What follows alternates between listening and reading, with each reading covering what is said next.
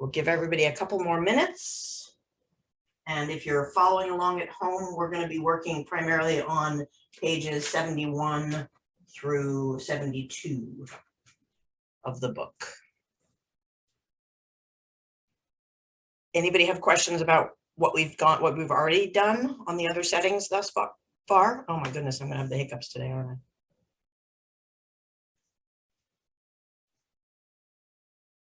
Or any tools that you're not sure whether you want to invest in? I've gotten a few tools for this project that I wouldn't have gotten otherwise.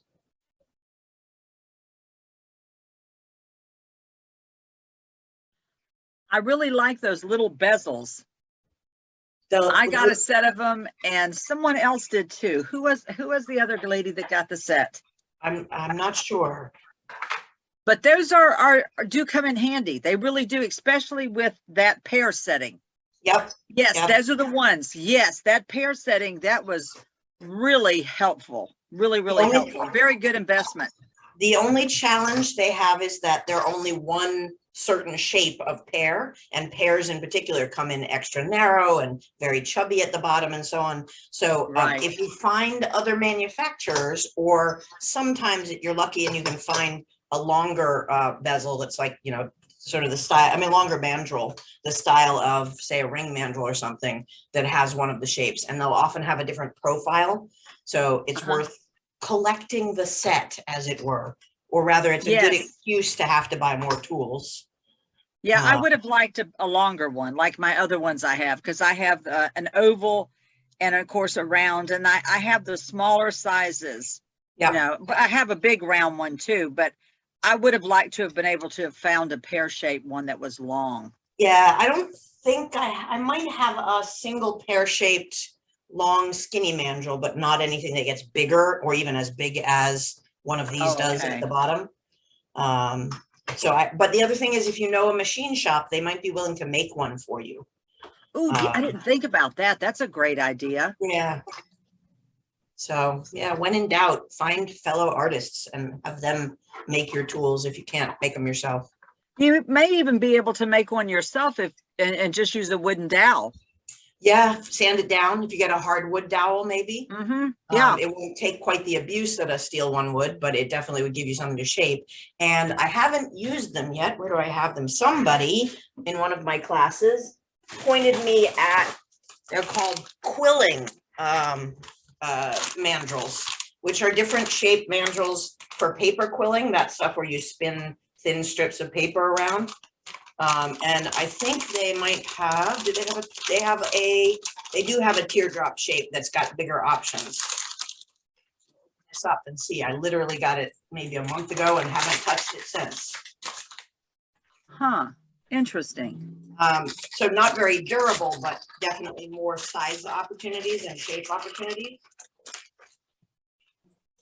Show this on the camera screen. Oh, oops, wrong one. This one. Oh, okay. Lots bigger sizes, and not bad for shaping a fairly lightweight bezel. I'm not sure it would put up with anything bigger. Let me spotlight myself before I forget. And they're called quilling tools? They're called quilling mandrels, I think. They're for paper quilling. Okay. So I'll check them out. It's called Quill On. That's what it was. And I think it was, you know, $15 at Amazon. All right. And they've got some of the good basic shapes. So there's rectangular, there's round, there's triangular. There's a sort of marquee. It's kind of a rounded oval marquee more than it is marquee. And there's a square. So no idea. They've got decent amount of solidity to them. Wendy, was it you that pointed me at these in one of my classes? No. Pardon me? What? Wendy Shaw. I'm wondering if it was you that somebody in one of my recent workshops pointed me at these mandrels. And Rachel, I just joined. What are they?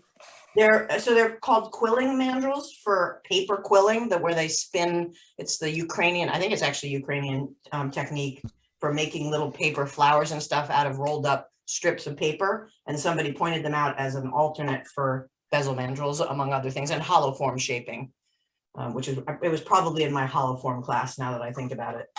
So those are there. I may play with them at some point. I just found them on Amazon.ca, Oh, nice. 1312, free prime shipping, and there's 7 of them.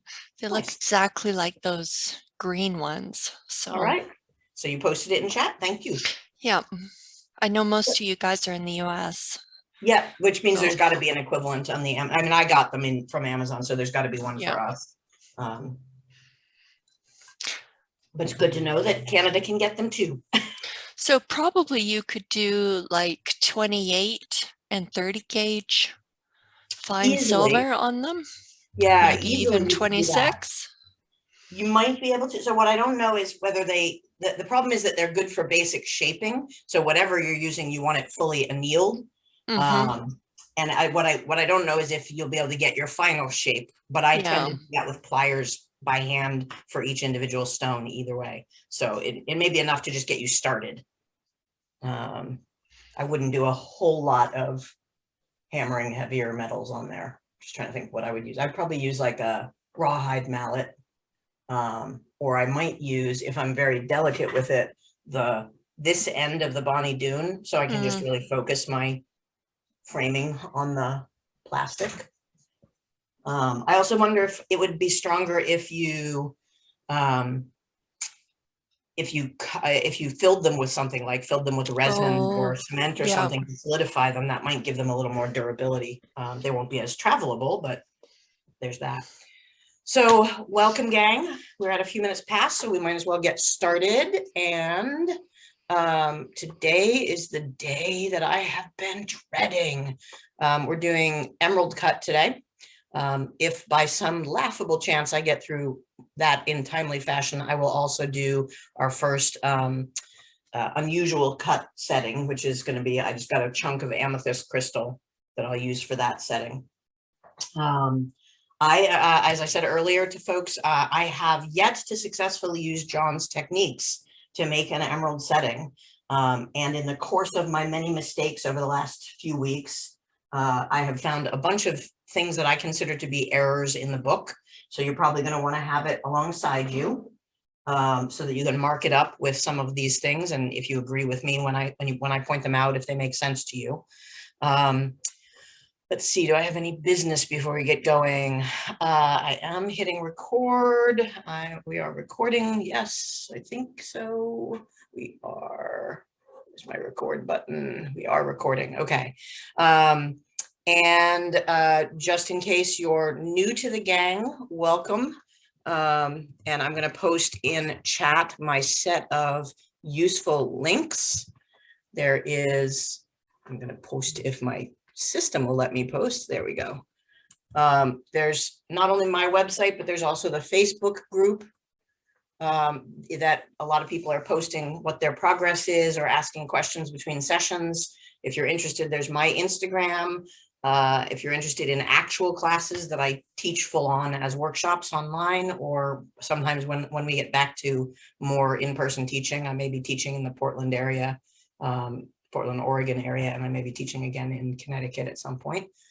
But the next workshop that I have is a virtual class in hollow forms.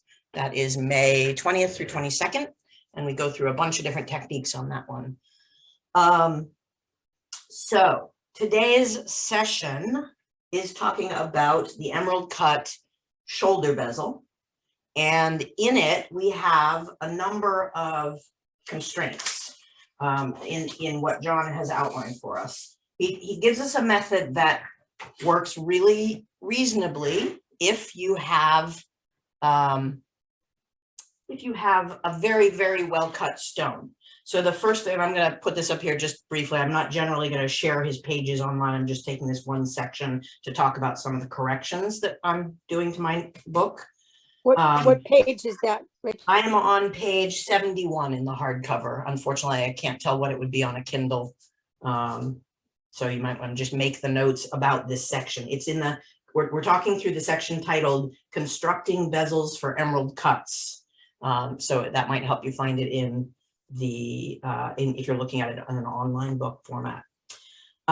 So super, super critical that his method be using a well-calibrated stone, meaning that all of your facets are truly same size. His technique becomes a lot harder if any of your sides are off size. So I made the mistake of starting my attempts with some of my junkier stones, not wanting to mess up on good stones.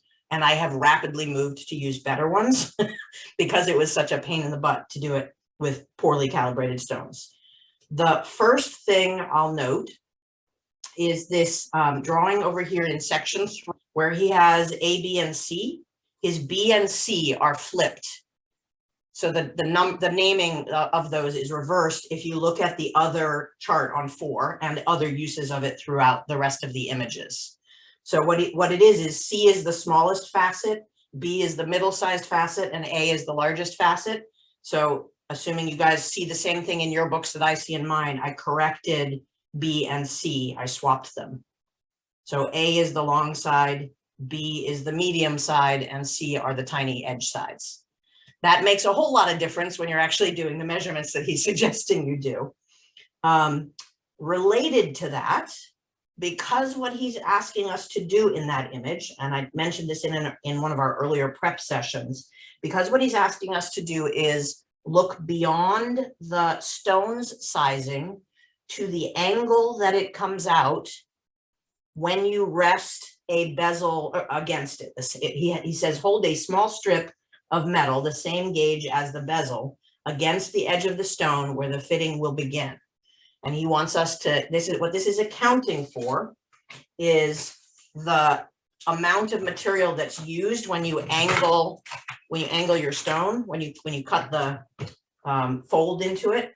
So he's got a stone, oops, I can do an actual stone shape that we're using.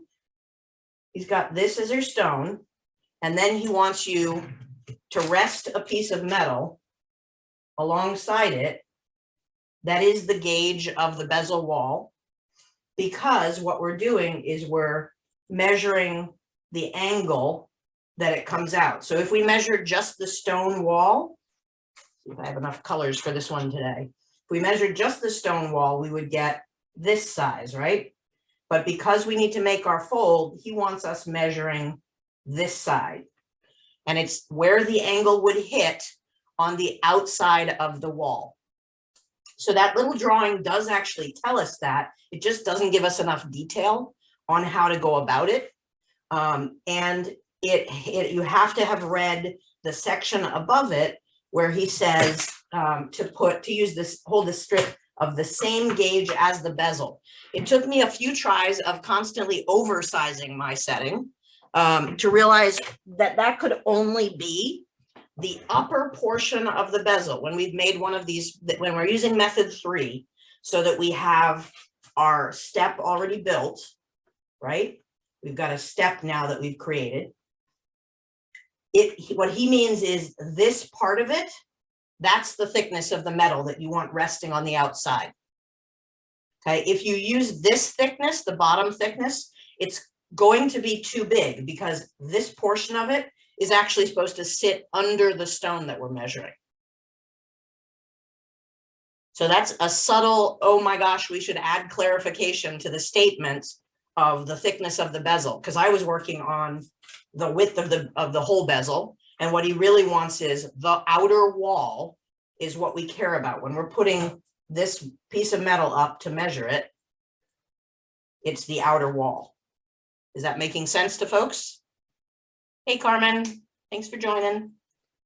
And for all your cheerleading on social media, I appreciate all the post boosts you're doing. So just be careful that when you're doing that measurement, you're only using the thickness of your outer wall. Anybody else having problems with her? With what?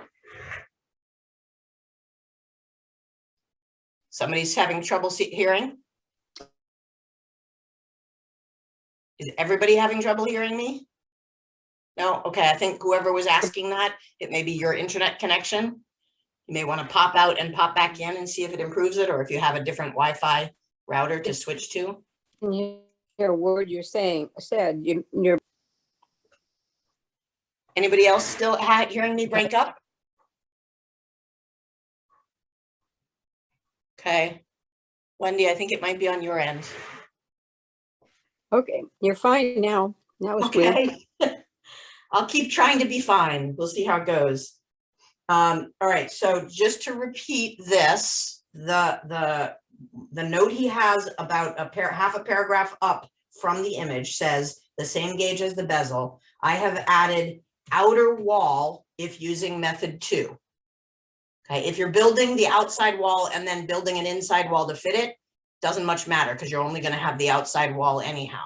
But because we're trying to follow his method 2, where we pre-make this strip, we have got to measure it relative to just the outer layer of the wall. I'm using 22 gauge outer and 24 gauge inner for my project. You could use thicker if you wanted. 24 is sort of the minimum needed, he said, for the inside. But if you go with an 18 gauge, you're going to use the 18 gauge outer wall as you're measuring for this. That said, I am fumble fingers. I cannot both hold this in place and do the measurement exact enough for this project. So what I've ended up doing is I've ended up taking the painstaking amounts of time that it takes to draw an actual scale of my stone. I'll get you one that's a little easier to read than that. So I drew the actual stone, being very careful to have my precise measurements on all edges, okay? And then I took the piece of metal that is a sample piece of my 22 gauge in this case, because that's what I'm using for my outer wall. And I traced a thin line that's probably not showing up very well on camera, but it's in pencil here, the width of that metal further apart outside of my shape.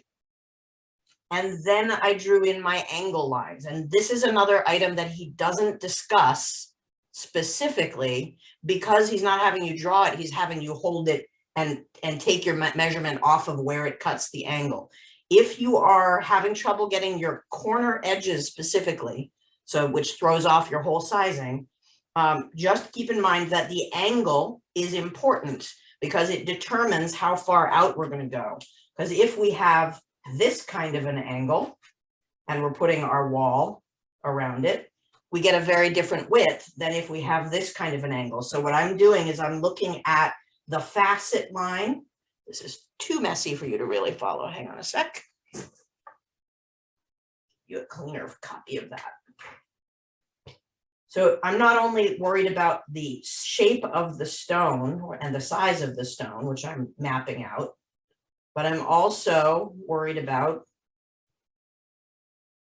this angle of the facet because that drives the width of the material beyond it.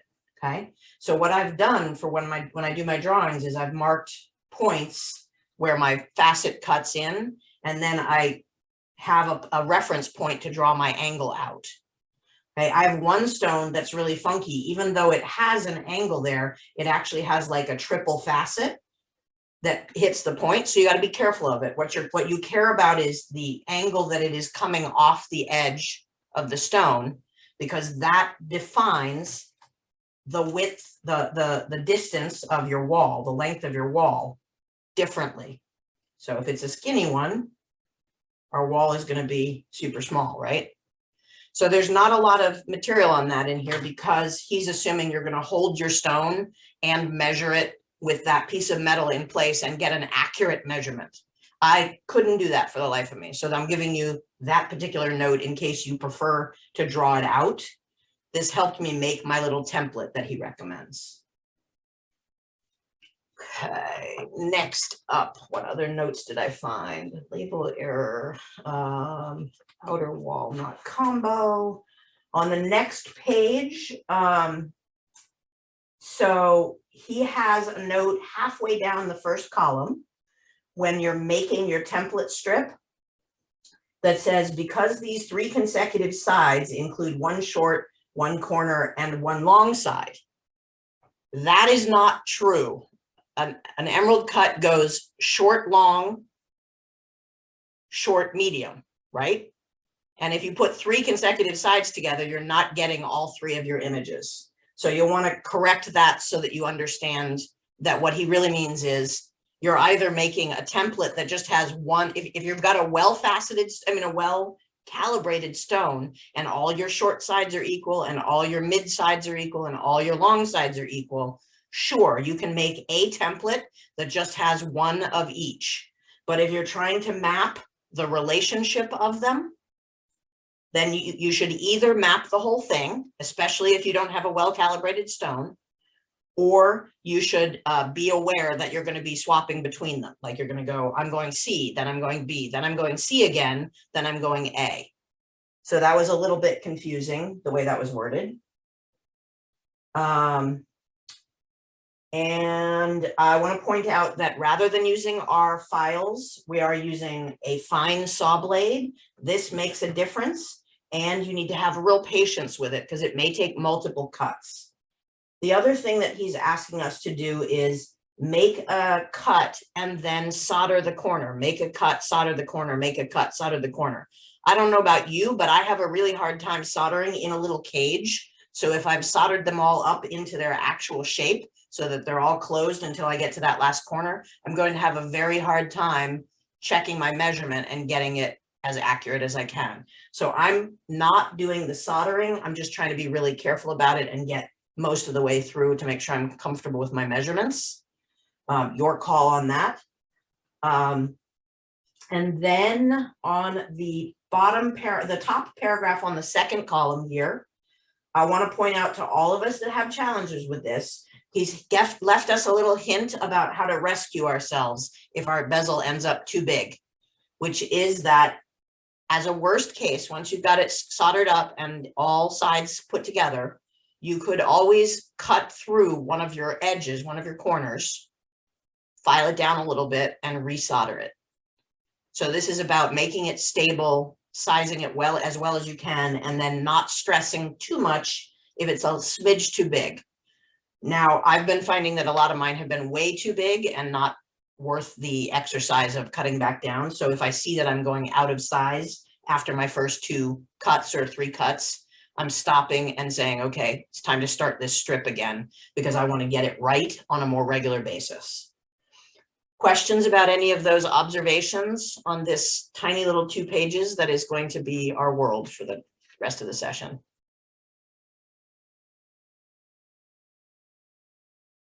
I'll take that as we're good to go. Excuse me, Sure. can you show us the pages, the parts that you've highlighted on each page? Yes. Can you pull it better so we can see more in view of what you highlighted so we can note it ourselves? Oh, what I highlighted? So when I did my highlights for the sake of going through this exercise, Oh, okay, it's a little more than I would necessarily highlight for my own needs, but I'm okay with telling you. I did emerald cut stone just because I wanted a pop that told me that that's what I was working on this section. What I do is I take what I would consider the bullet points of the facts, which is we're going to have 3 basic lengths, 2 long, 2 short, 4 shorter corners. I've highlighted that we begin this one. He's telling us to do that method 2 with the pre-soldered bezel. So that was to remind me not to do this exercise with 2 parts.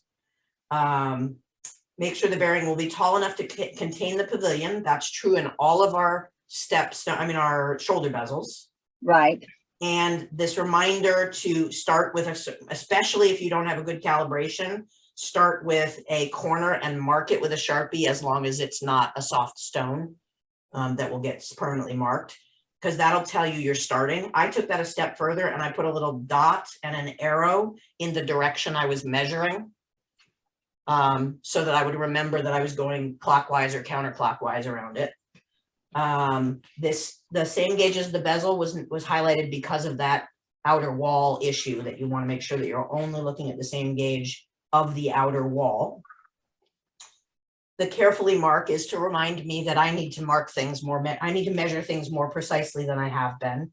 And it was also my eureka moment because he doesn't have a lot of description of this image about why he's having us do it, that I really had to think this one through. So I spent a lot of time when I was doing the reread for the project on this image right here.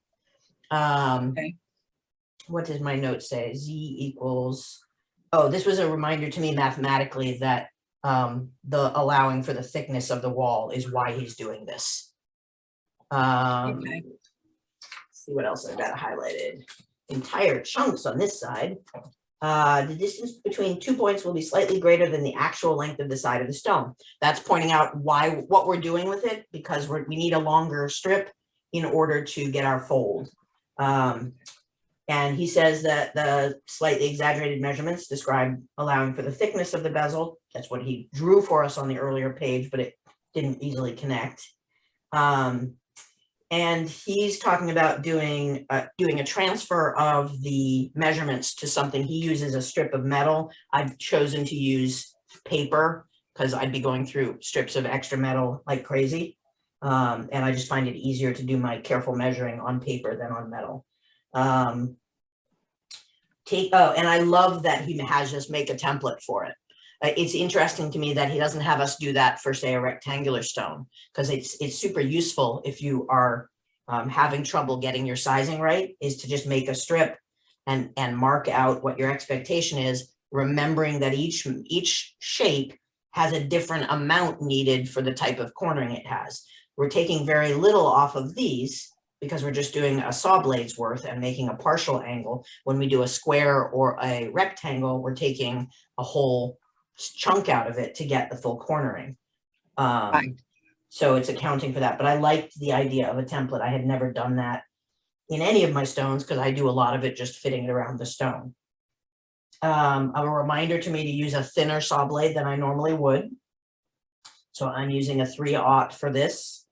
And then even though I highlighted that he wants each one bent and soldered, I'm having a hard time with that. So I'm choosing not to. 2 ends of the bezel strip. Oh, and this is how do you finish it up when you get to your final corner, which is the toughest part. So this section is actually described here. Good enough? Okay, anything else? Thank you. Sure. All right. Let us begin. And in order to save you the pain of measuring, and I do mean pain of measuring these, I've done my prep work by making my bezel strip the correct height, which is to say that it is taller overall than the stone. This is really dark today. Hang on a second. Let me brighten up, see if I can get you guys seeing this a little better. Ooh, too bright. There we go. Okay, so I've already done my measurements for height and to make sure that I have enough outer bezel above the inner bezel that it will sit well and be able to be set. And I have also done my careful measuring in order to get the mapping that I needed. So I turned that into a strip. And what I'm doing is I'm alternating. I'm putting a C, B, C, A, C, B, C, A. Because the first time when I was reading through the directions that said you'll have 3 sides next to each other, I went, whoa, whoa, whoa, that's not going to work for me. And then I'm alternating just to make sure that I haven't given myself any extras. So I've got 1, 2, 3, 4, 5, 6, 7, 8 sides to my stone. I know where I'm going. And I thankfully have a very well calibrated stone in this case, another smoky quartz. Okay, so that's what I'm going to be setting. The challenge of this particular stone is that it barely has corners. So this is going to be a tight cut on these. And I did all of this with my electronic calipers.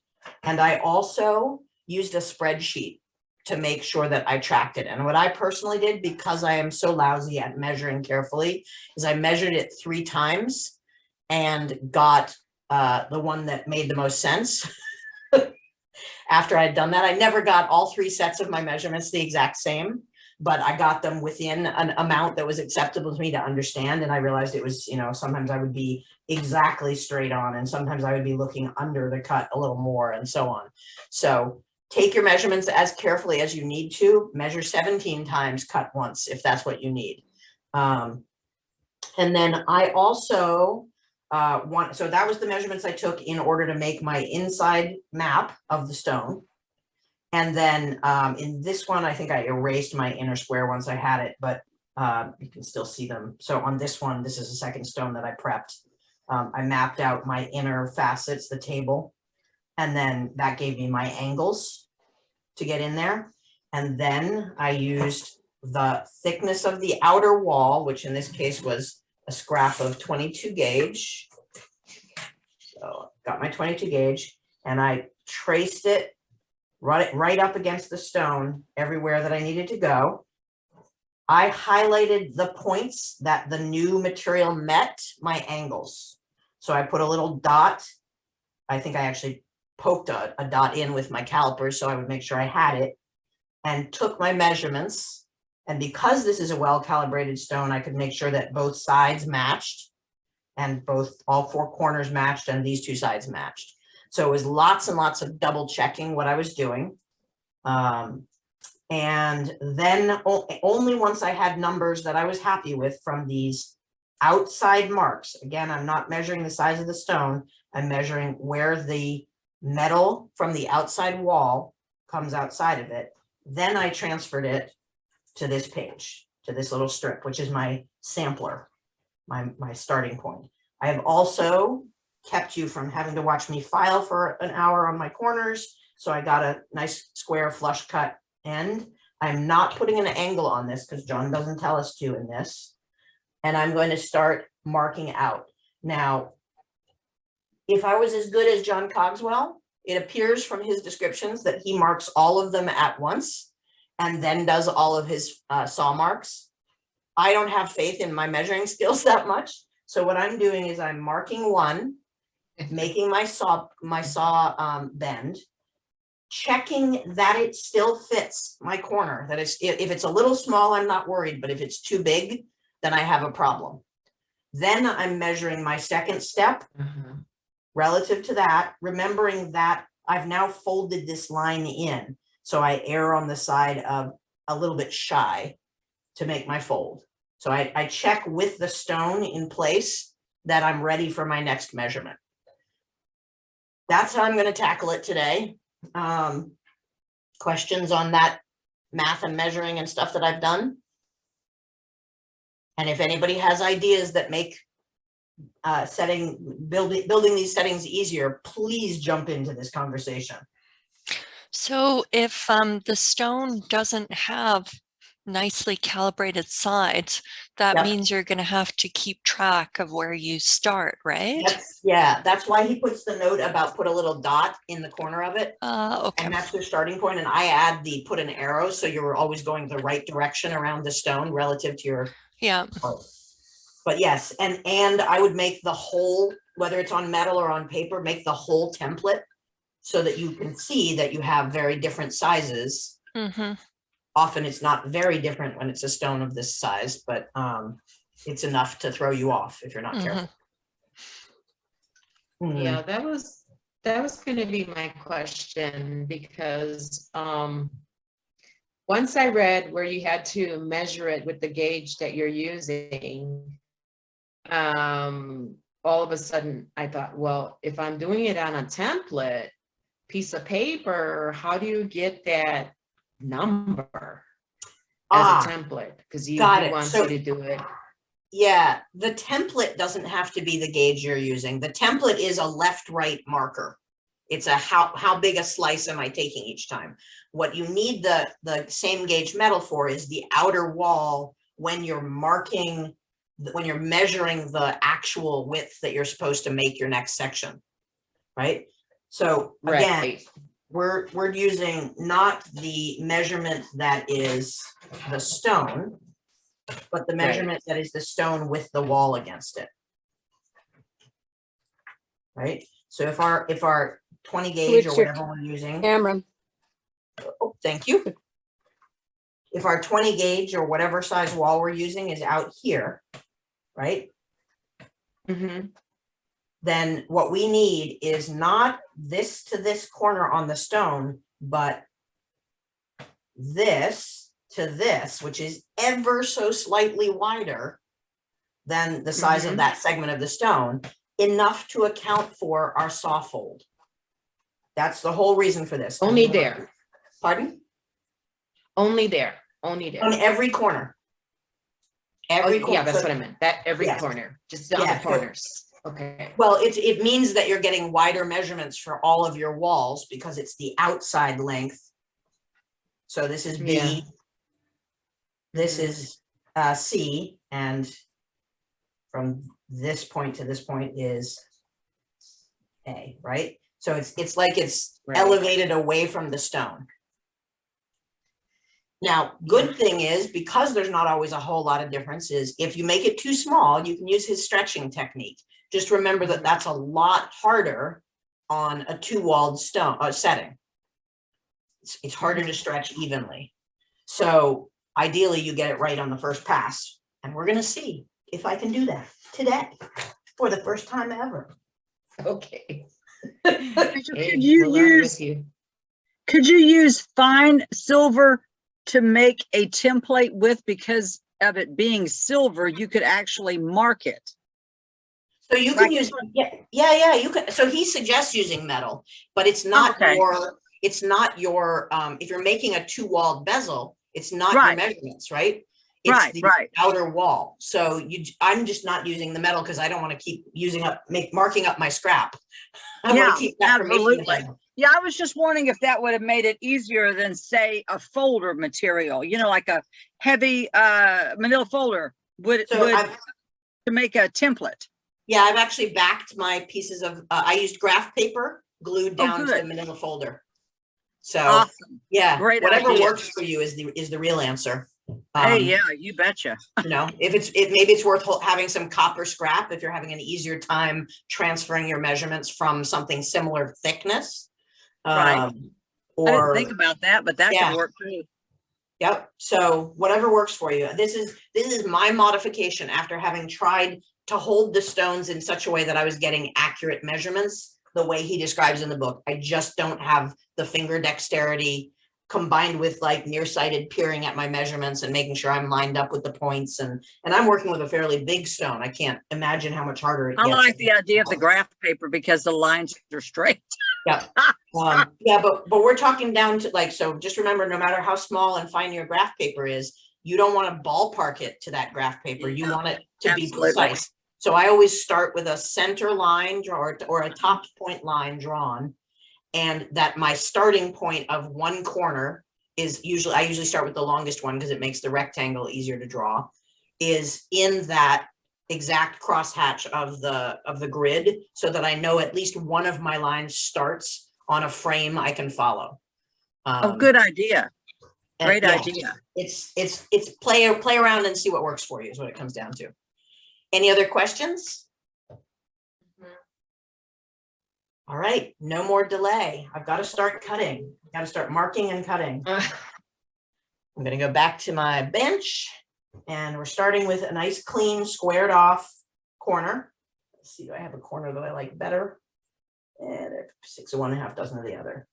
And I'm going to start with one of my smallest sides, and using my template,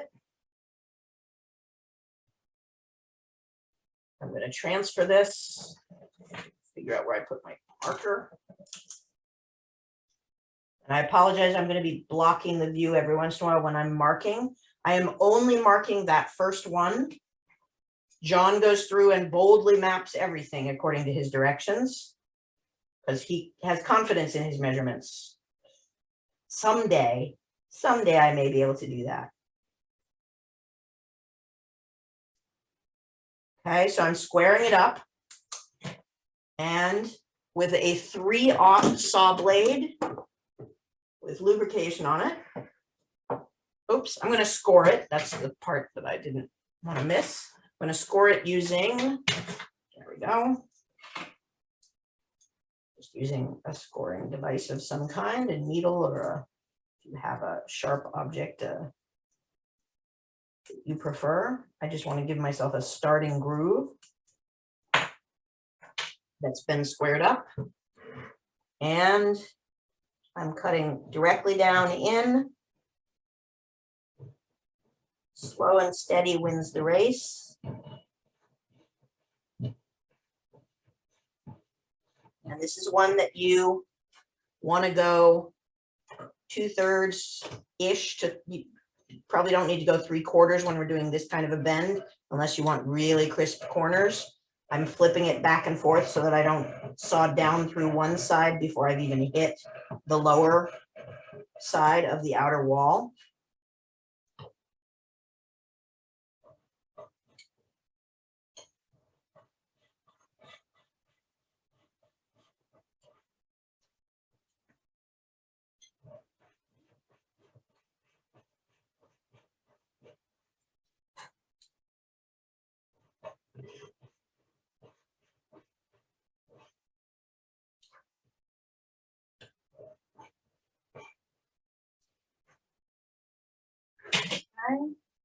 Checking to see that I'm looking pretty even.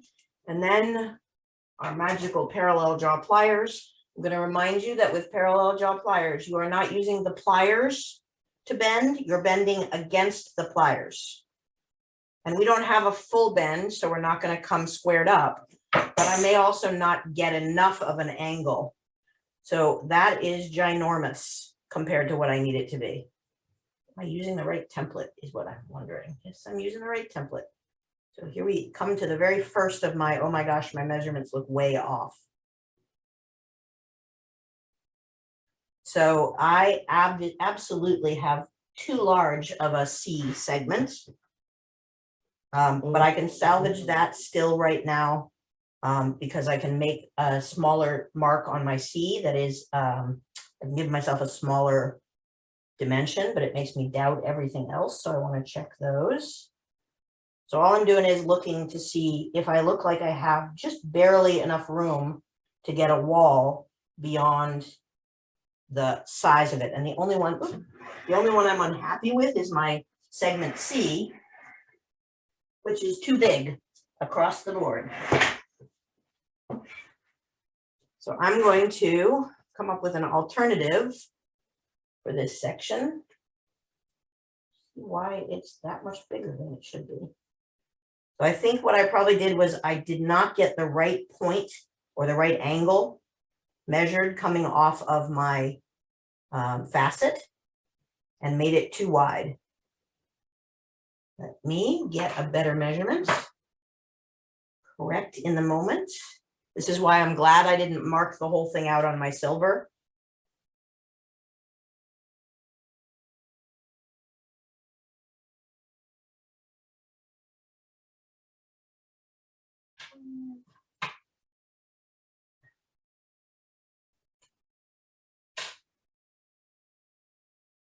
Have the right measurements there. I must be mistaking where I'm landing it on the measurement. Oh, I see. I did my C on one that I've made too wide. 6, 7. Okay, so I'm going to correct this on the actual template. And then just use the corrected one instead of my other options.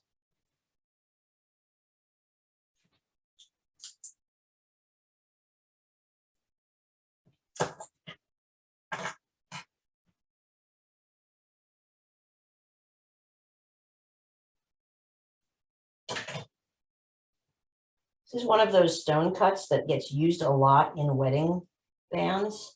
And I just think, man, there's another reason not to make people's wedding things. I don't want to do emerald cuts all day long.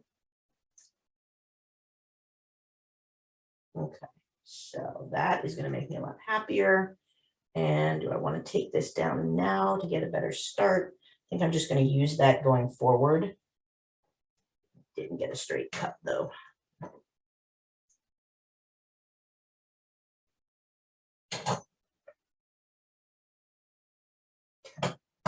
I need to remember not to use the other C's.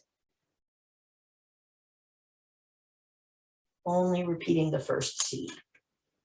Okay, and I'm fairly happy with, this is going to be side. I'm fairly happy with my B measurements.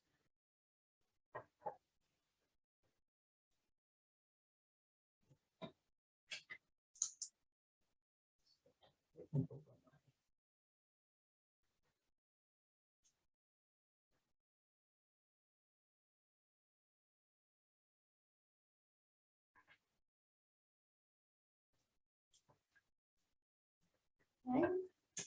Once again, square marking.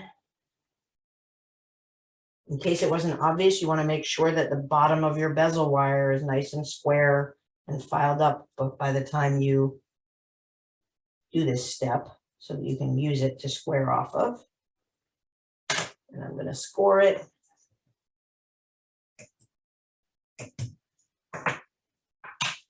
Saw it.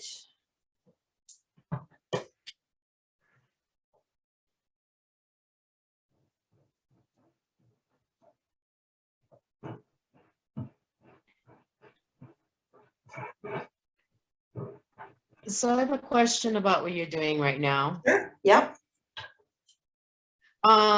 It talked about like A, B, and C, the dividers, and it talked about the gauge. Yep. So what you're saying right now that you think you went a little bigger with the dividers? Only on my corners. So because I was doing this as I was exhausted and trying to get it really, really correct, I made my mistake here on this diagram. I did too wide of an angle. Okay. And I went, or actually it looks like not even too wide. I had too many pencil marks. And so I went higher up my angle than I should have.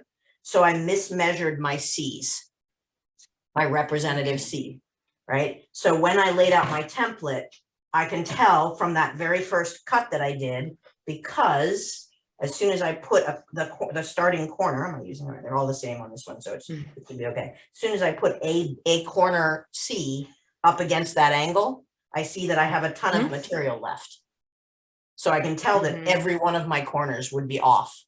That made me stop and go back to my diagram and go, what did I do? Oh yeah, right here, I was too high up. If I had been right down here, a millimeter down further, I probably would have gotten the right measurement. So I just took that opportunity to remeasure. And now because I have that doubt, I'm checking every one of my sections as I go. I mean, I'd be checking them anyway. I'd be checking every time. But I'm using that template that I've built. So I just had to correct my C template. Okay. My B template looks pretty good. My A template looks pretty good so far. Okay. That makes sense? Thank you. Yes. Okay.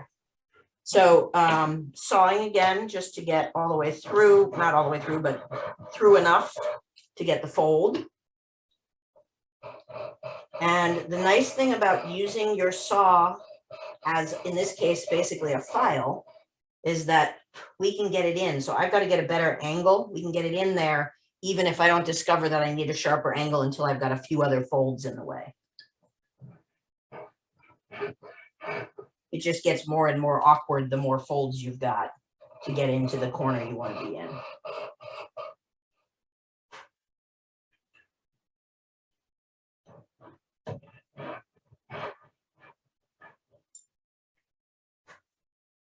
Okay, let's see how this next bend looks. Again, I'm bending against the plier, not with my finger being the fulcrum. This is just holding it as I do that. And we do the magic check, the right side. So that fit makes me very happy. I don't know if that shows well enough on camera. But the B side is well measured. You can see how much I have left over on the excess on the C side that I did first. And also we can see that my angle doesn't line up with the C. So I'm going to tighten up that first cut I made a little more sharply, just by sawing down the fold.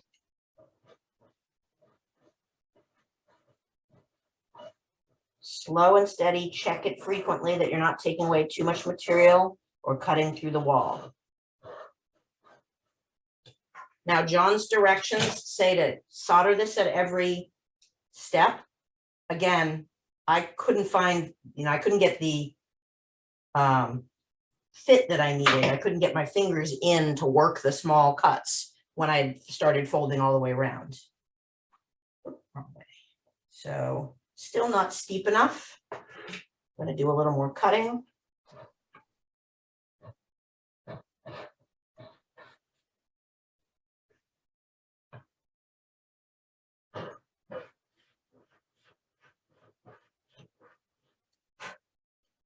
I think I might consider doing the soldering on some of the sides when I get halfway around, and then leave a fulcrum point that I can open back up to work the other half, maybe, just to give myself that added stability.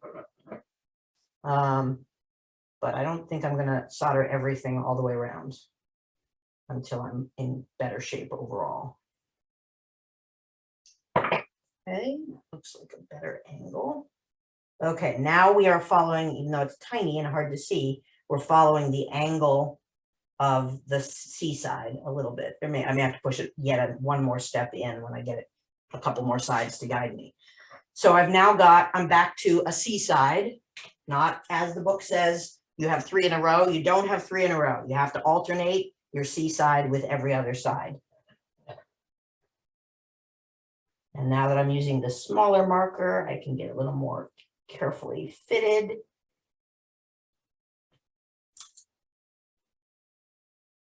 Always err on the side of too small, not too big.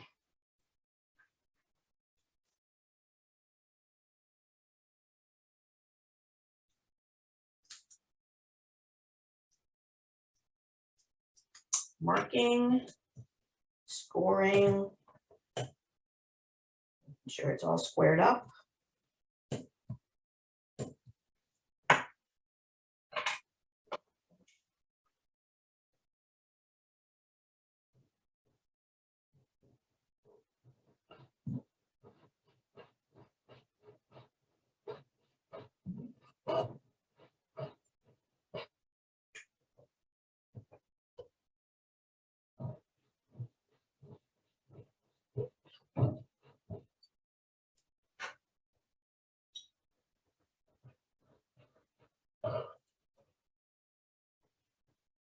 You can see it gets a lot more awkward to hold as you start to make bends.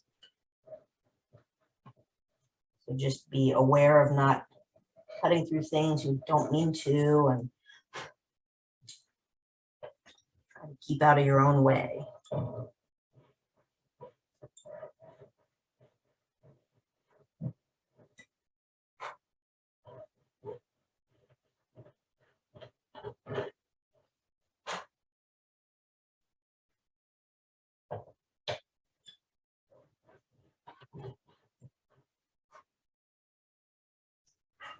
Okay, now we get to a little bit of a tricky spot because it's going to be a bend that my regular parallel jaw pliers don't want to fit. So I'm going to try using my small parallel jaw pliers.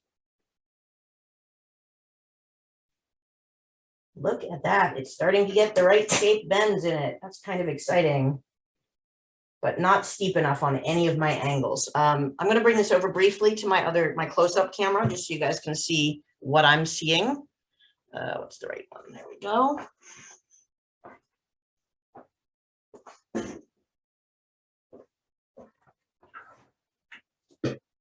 Bear with me while I zoom in for you. So here's what I'm fitting into place. You can see that my angle still shoots out. Oh, you can't see when my thumb's in the way. This angle where my thumbnail is here still shoots a little too far of an angle when I'm in place. And this shows the starting with too long of a piece. It needs to be cut to almost half of what it is in order to fit that corner properly.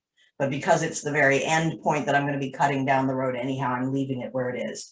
But what I'm really happy about is that fit of the medium side, the middle side.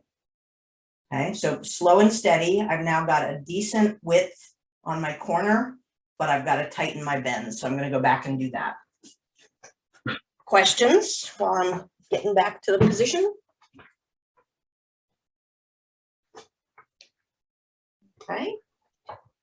Once again, I'm just doing the tightening by using the saw blade on both inner corners now. And just working away at the groove that I made when I did my fold to give myself room. All I'm doing is using it as a file to take material out of the way of the bend that I need to tighten.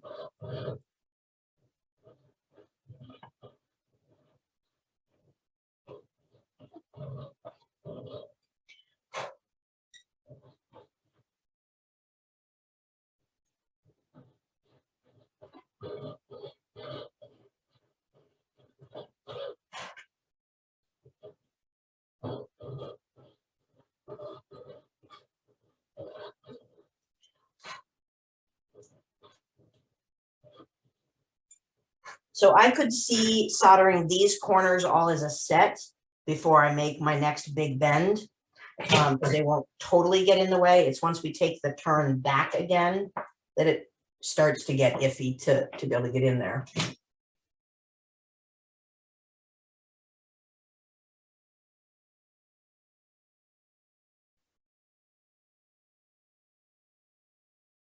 Do be careful that you're getting an even fold both at the top and the bottom of your piece.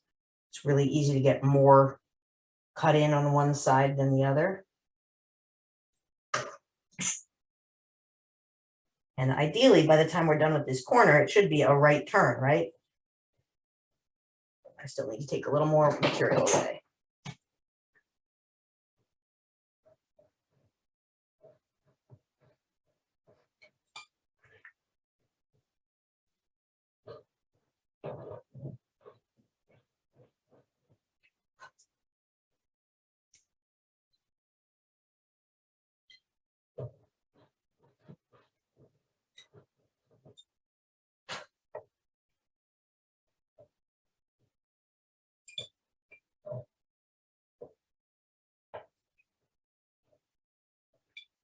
Oh, super tight little corner here.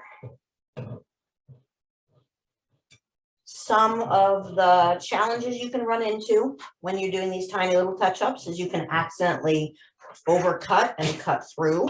Remember, that can be solved with solder, so don't panic if it happens.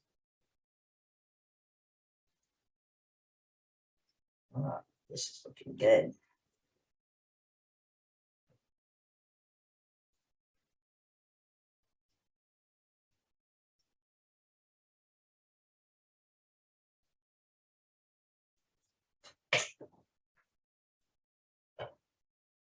Okay, so now we've got a fairly decent, oh, almost overdone on that corner. So now we've got a fairly decent squaring up, heading down the long stretch. So next up, I'm going to make the first of the side A measurements. Again, just because I'm nervous, I'm going to double check that my A measurement is looking like I expect. It is. It's pretty good. And then I'm going to measure not from the stone, but from the template.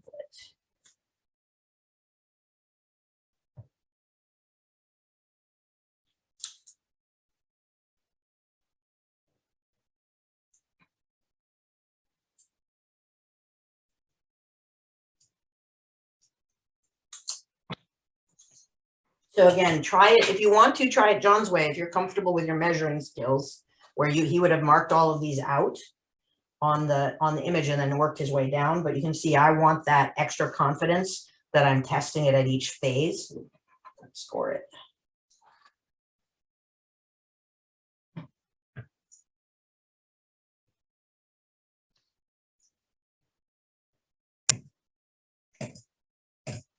Interestingly, when we get to the prong setting version for an emerald cut, we do things somewhat in reverse.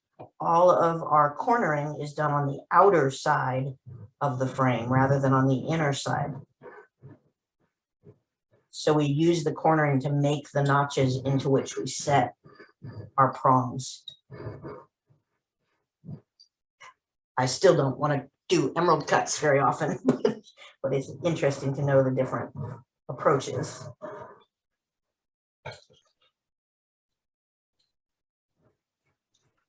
So I have a question about the sawing itself. Sure.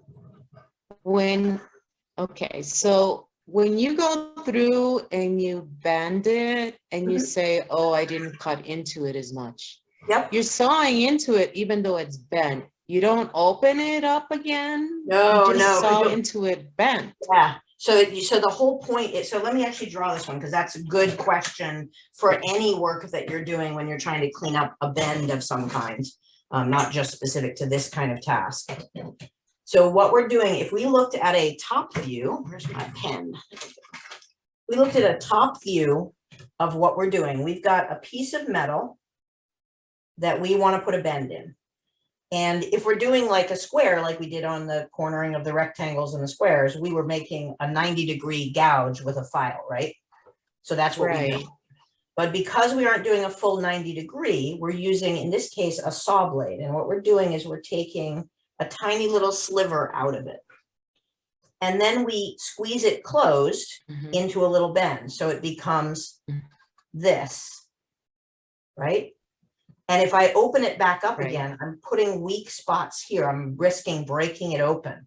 But if I just saw down the material, this is using the same principle that's used when you're trying to true up a ring fitting before you solder it. We're just using the saw as a file to reopen a little bit of the material that's been squished together. And what happens is the saw takes a tiny bit off of each side of the compressed together metal. So we're just using it as a little file to gouge out some material. And we're actually never really going beyond the point at which we filed before. We're just clearing out the excess material that gets squished together. Okay, because in the past, I think I've done that and I've opened it and then it's broken. Because you've opened, yeah. So remember, every little bit of movement in metal is work hardening it. So if you do that, it's going to eventually wear out. And we've got very little metal there if we're getting a cornering. So that's not surprising. And it can still happen even without this. Like if you happen to push too hard while you're holding it, there's very little material behind this keeping it in place. And that's why John probably says solder across. So if you're having a lot of challenges with that, do your catch-up soldering on the corners that you've already set. Just know that it's going to get really awkward once we make this next bend to get into the last of the cuts. Now, for me, it had more to do with it was round instead of square, and then I would open it up and then I'll end up breaking it. I didn't realize that. Yep. So if it's round instead of square, that means you were nervous about going deep enough in your initial cutting or filing. You just need to go almost 3/4. If you want a crisp corner, you go almost 3/4 of the way through. If you want a semi-crisp corner or slightly rounded, you go about 2/3. It's all right. Am I doing those right? Backwards. Yeah, 2/3 for the rounded corner. And you can always just go in again without opening it. Right. Right. Both with files and with saw blades if need be. Okay, great. Thank you. Okay, can put it there. Oh, I'm not sure how we're doing. This bend is going to be where I think it needs to be. Might be ever so slightly long, but we'll see.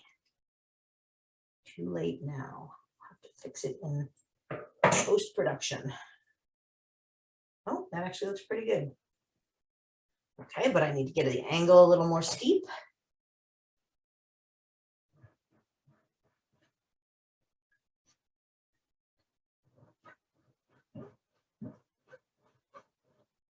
I'm not a very often drinking lady, but I think there might be a glass of whiskey in my future tonight.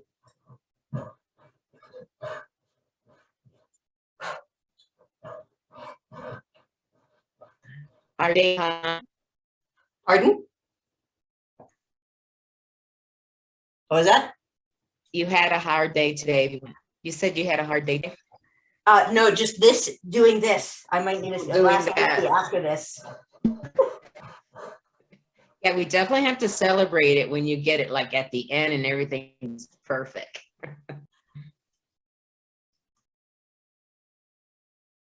Okay, so let's see if we're hitting our corners on this end.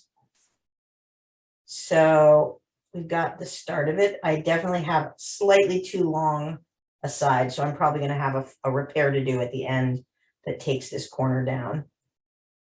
Unless.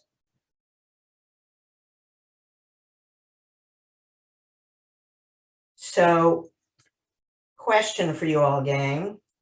There's two ways I could fix my size problem here. And I can do either. One is I have enough room that I might be able to make my facet so this, what I've done is that my A side is a little too long. So my choices are either I put a C facet in that corner, coming back in from where I'd already filed. And then I'll probably have to stretch this A wall a little bit, or I continue as I'm building it, making my C wall on the other side, and then I'll have to do that recut that John describes in the book, where once you've got it squared up, if you're too big, you have to take some down. Does anybody care which one I do? And they want to see one of those two techniques more than the other? Either one. We're all going to make mistakes. So let me then continue on as I've done, making it too big, because that's an exercise for me that I haven't had the opportunity to try fixing. So I'm going to pretend that I don't realize that this is too big. Just keep going on my angling.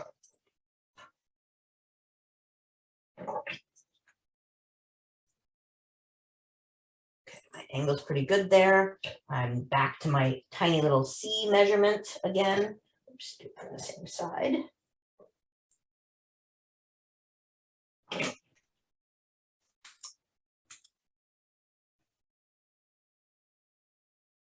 We learn a lot from our repair exercises.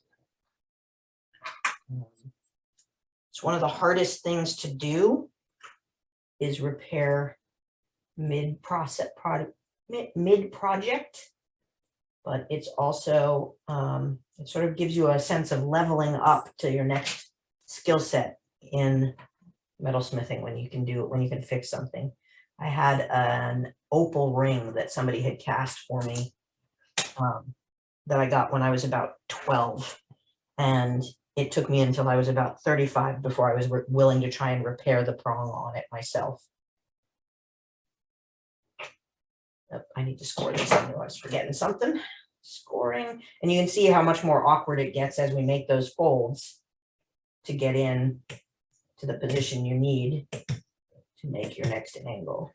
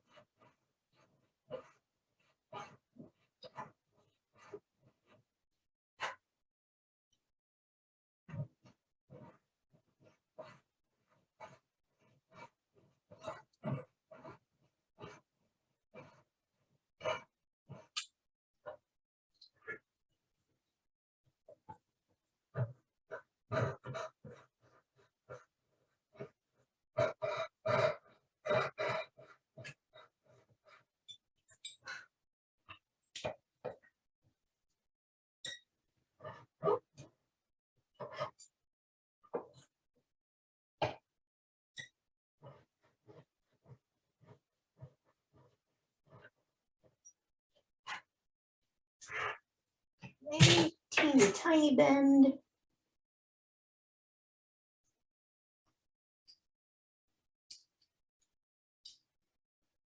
It's getting harder to bend the more corners you have.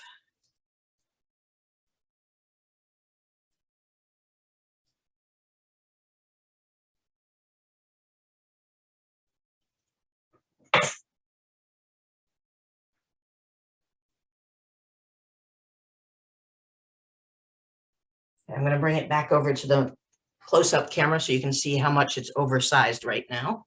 That's what I'm going to have to correct. So when I'm holding it there, you can see I've got a whole big gap. So my A, this whole gap down here is what I'm going to have to correct for. So I'm going to try and make my final A side when we get that bend done. Whoop, I'm going to try and make it smaller so that I'm only having to correct one corner, but that means I won't be squared up when I make that final bend. So it'll be a little tricky.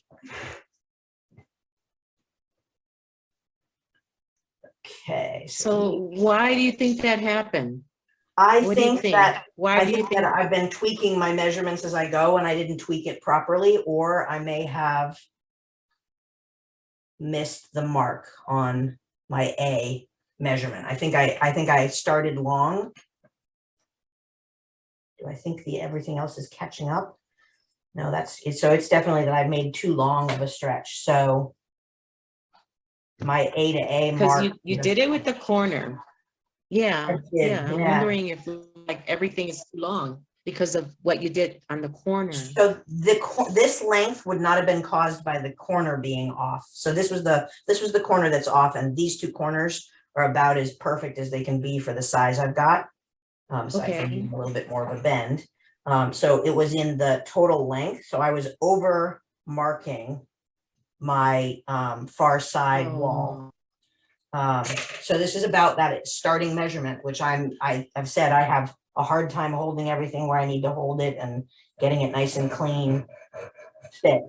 So I like this test it as you go, because you can catch it and maybe adjust for the problem. As opposed to, had I laid this all out, I would have a bezel that's just too big overall for this particular stone. And I don't think I have something that's close to it that I could pop in its place. So what I'm doing now So is that's interesting because you're getting, I'm sorry. Go ahead. No, go ahead. Go ahead.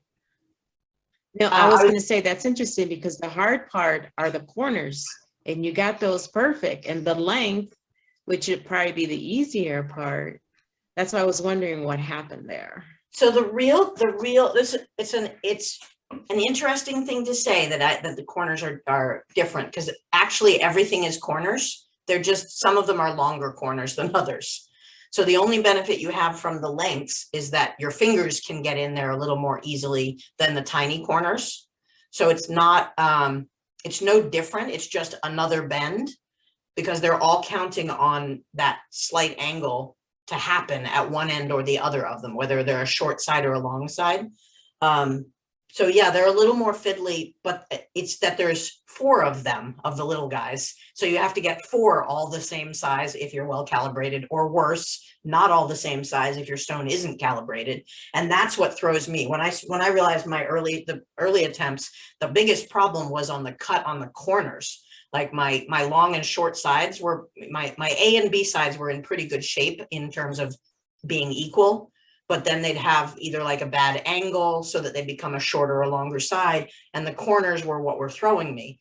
But if I've got a well-calibrated stone and I get all my corners exactly right, I'm partway there to success. In this case, what I'm going to be doing, and I'm trying to show it right now, is I'm angling what's going to be my other B wall back at more than 90 degrees, because I want to end up shorter.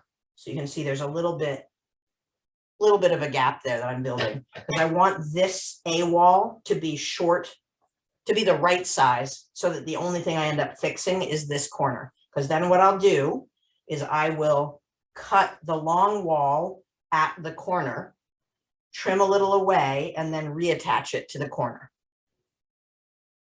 Okay, so I'm planning ahead, knowing that I made this too long to make this one the right size. Okay, so, but before I get there, I still have to do one more B side. And my B was looking pretty good, so I'm going to stick with what I've got. And then, of course, check.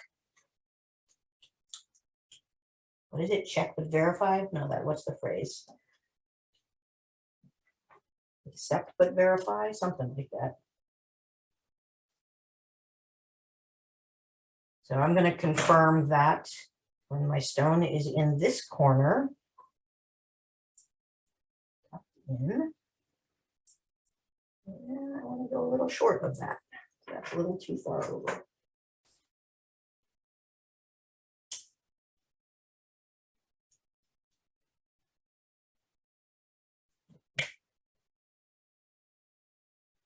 Once again, scoring things.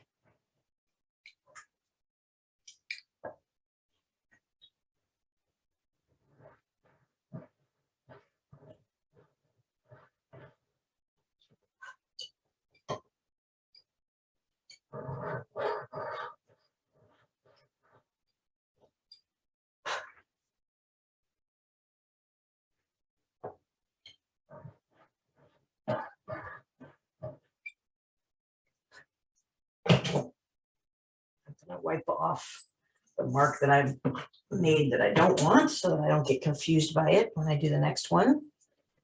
And let's see how this turn goes. It's a little bit more steep of an angle.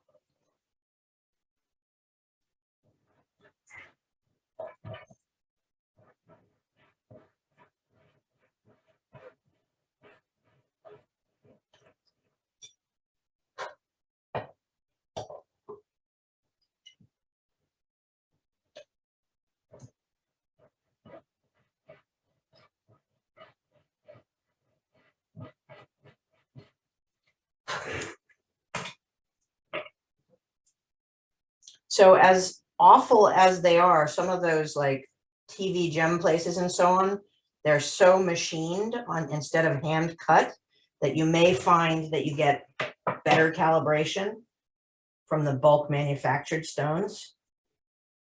If you're looking for stones that are easier to set.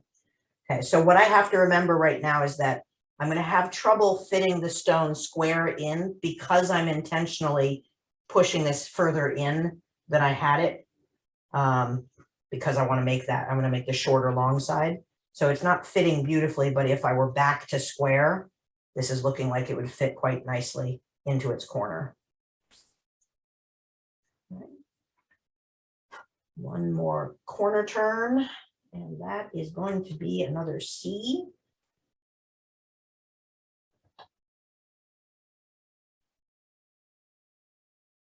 Sorry, I'm going to block your view for a moment as I get in there.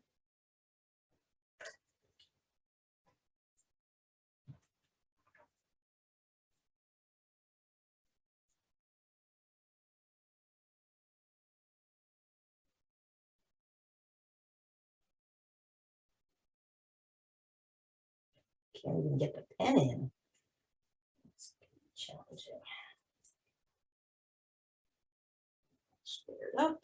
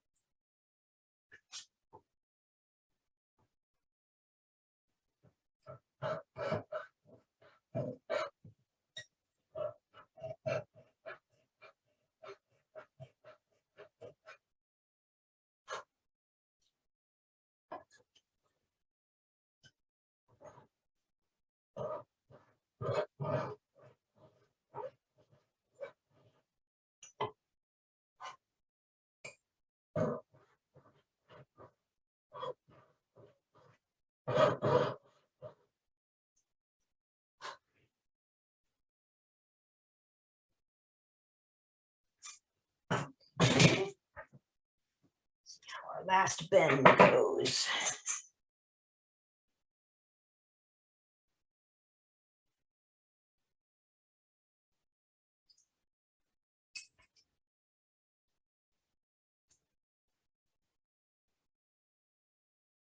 Super close. We're going to do that correction on the latest bend. A little more filing to get it a deeper bend. Pain to see what you're working on when it's all folded up like this. Not just for you guys, but also for me at the bench. It's a little hard to see.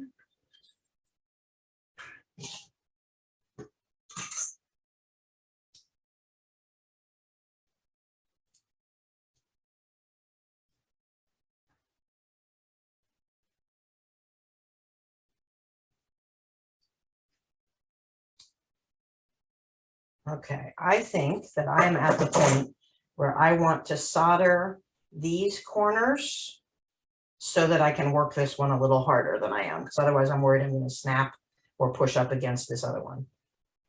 So we're getting sort of a shape. That's what we're aiming for. Let me switch over to the soldering block. Zoom out a little bit more so you guys can see direction, the whole thing. And if we're going the John route, we're doing a hard solder. Hard solder for everything we can. And I'm going to solder from the back. My goal is to get solder flowing down all of these, and these corners, but I'm not yet done cutting that one in, so I want to stop there.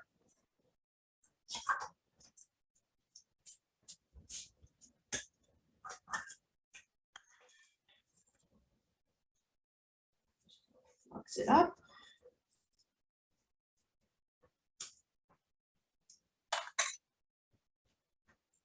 And where's my hard solder? There's my hard solder.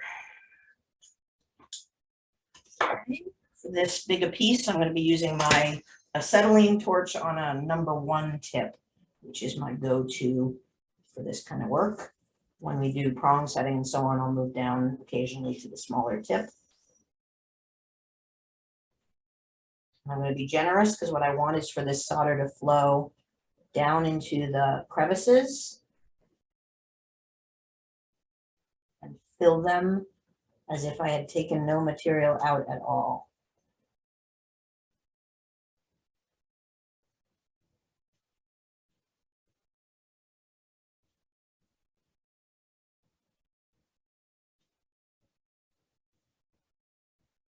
I only have one corner to hit on this one because the other one's going to get trimmed away and bent in.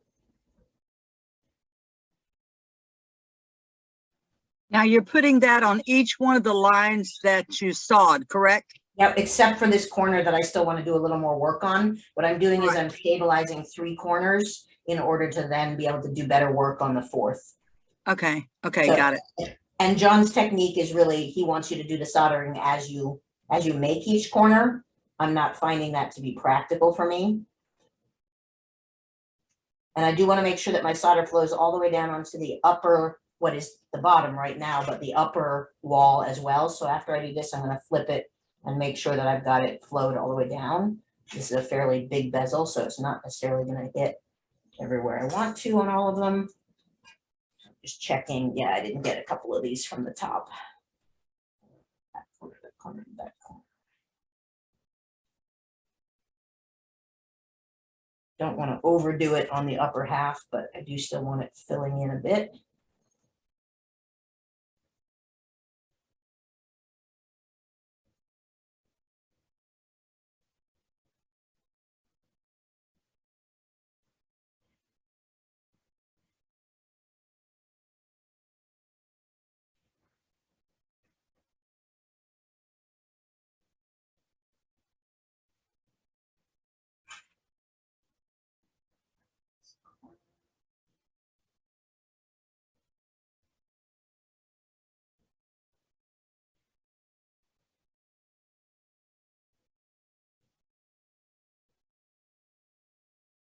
Okay. for a minute, and we'll quench it and finish up that corner. And then we get to make sure that we got the right length, and I'm gonna have to trim off the excess from my very first starting C line, which will make it a little easier because I'll have material to work with when I'm cutting across. I'm gonna actually pickle this briefly just to make sure I can see all my lines. Any questions to this point?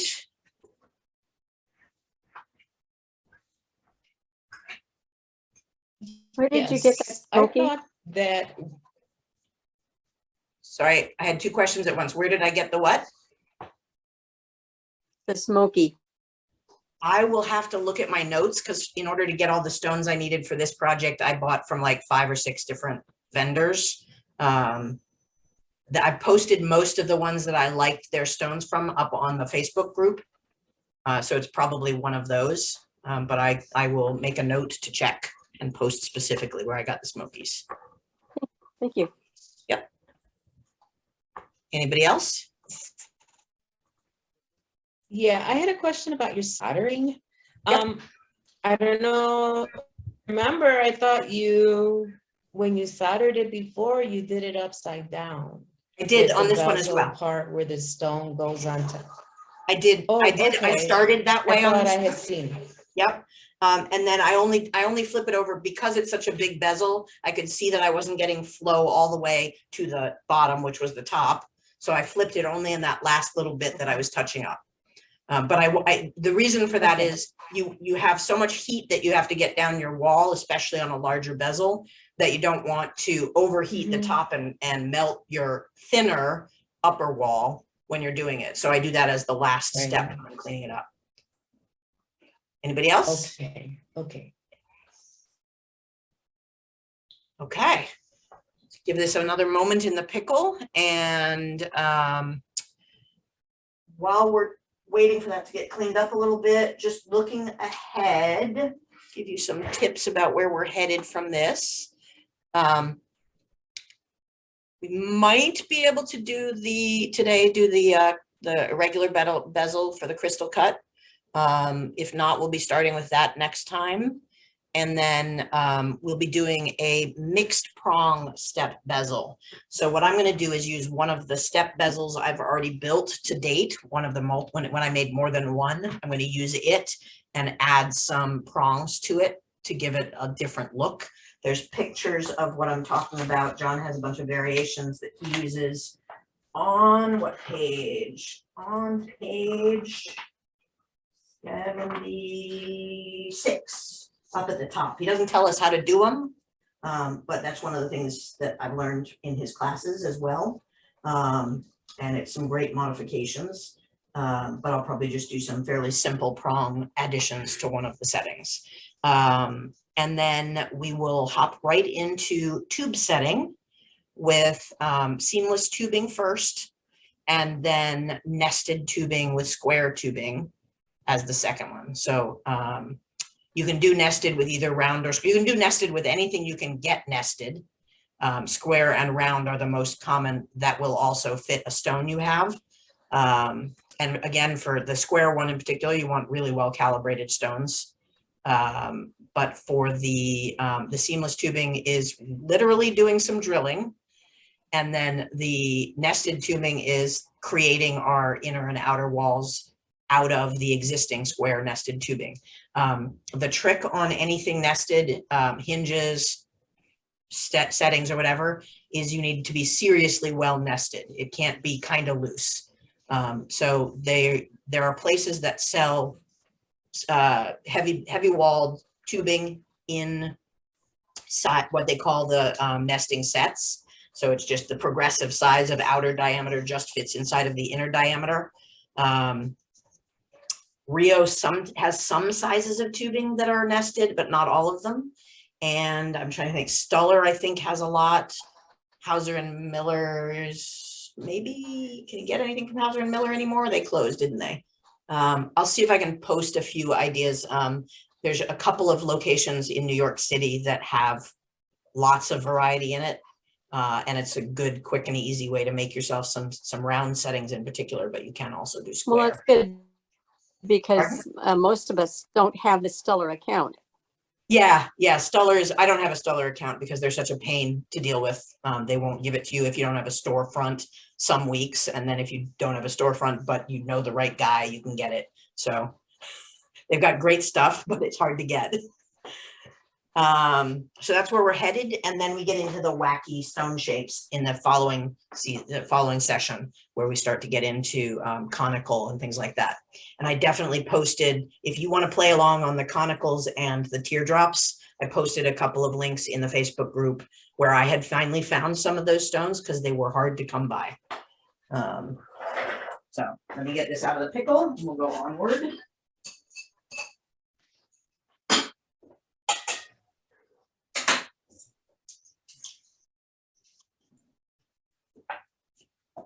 Okay, back to the bench.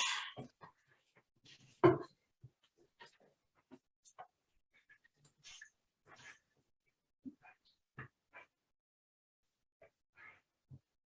right, so we've got nice stability in our three corners. Now I need to clean up and get this angle better on the other corner. And I am thinking that what I want to do is size my final wall so I know where I'm headed. No, I still need a little more bend in that one. It's not giving me a nice crisp edge. So let me do a little touch up.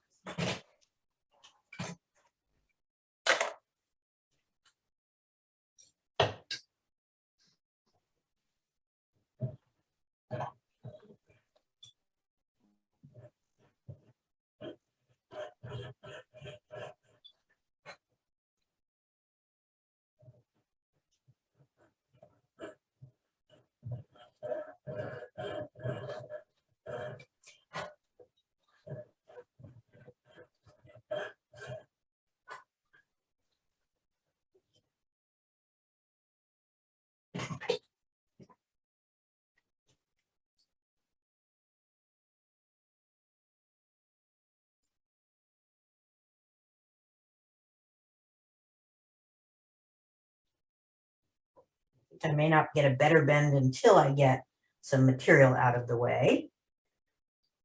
I think I'm ready to get that bend when I do have that out. So final side A, and I know that I need it shorter than I made it before. Let's see what I want it shorter by. Since I'm on the home stretch, I think I'm going to actually use the stone itself to tell me where I need to end my wall.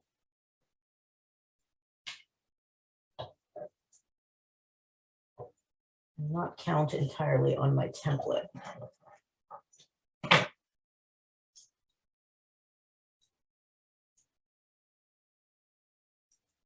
So for this, I have to unbend a little bit to get in where I need to get.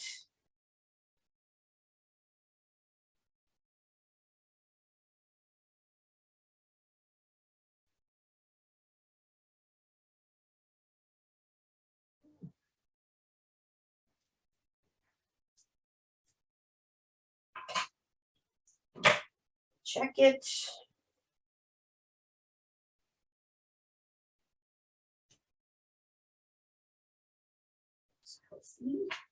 Okay, and now I need to refer to the book because the final corner is a slightly different effort for cutting.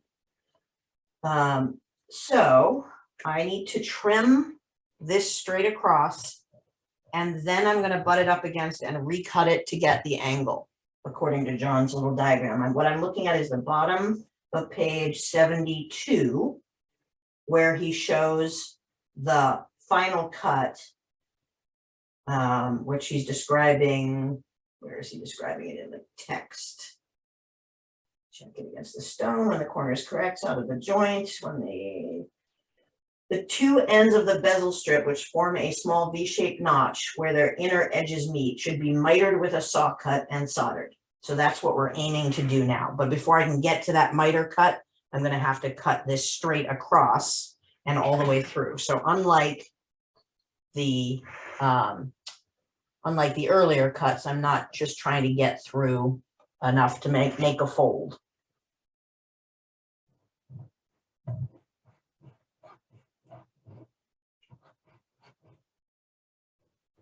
doing a more traditional cut through.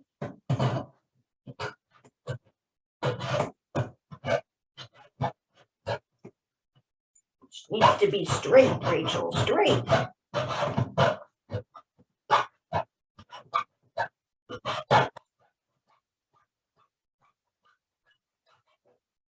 Not even close to straight, gang.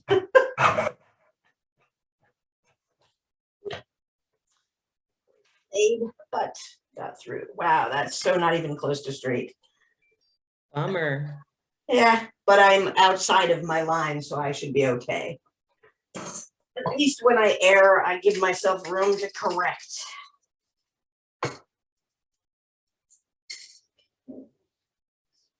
Blades.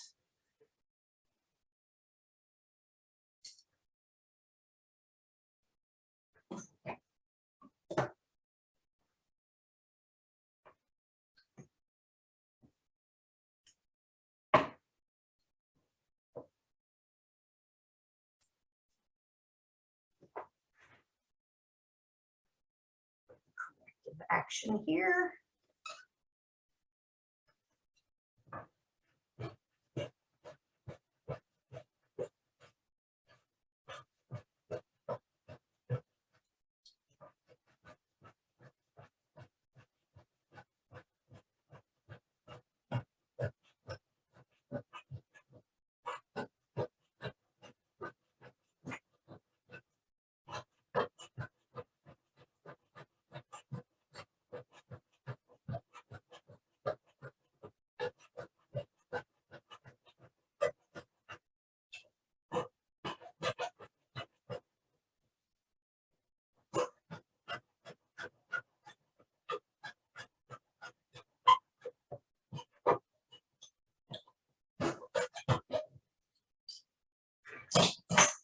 A little bit left.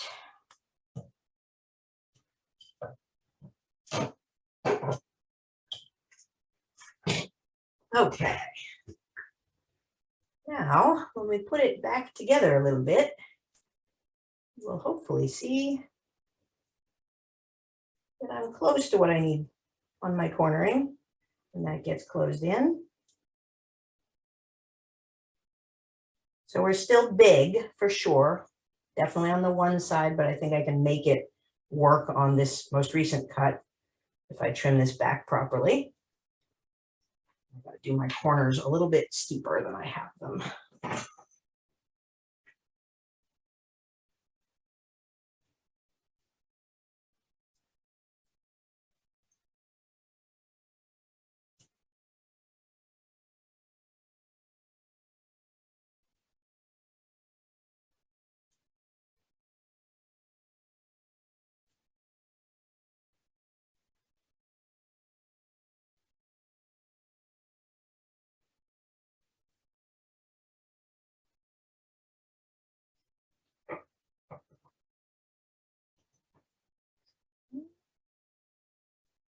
I think it's time to cut the last bit of the first bad seaside down. Here again with the stone to tell me where it belongs.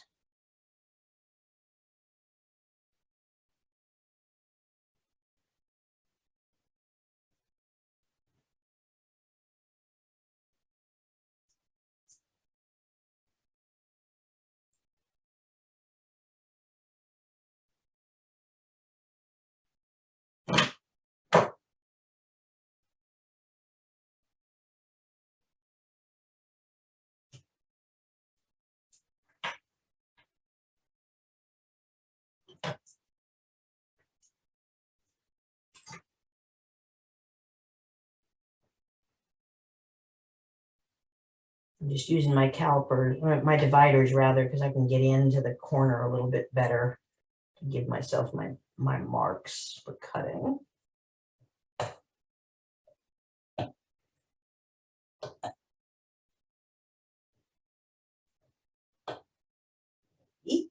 Let's try that again.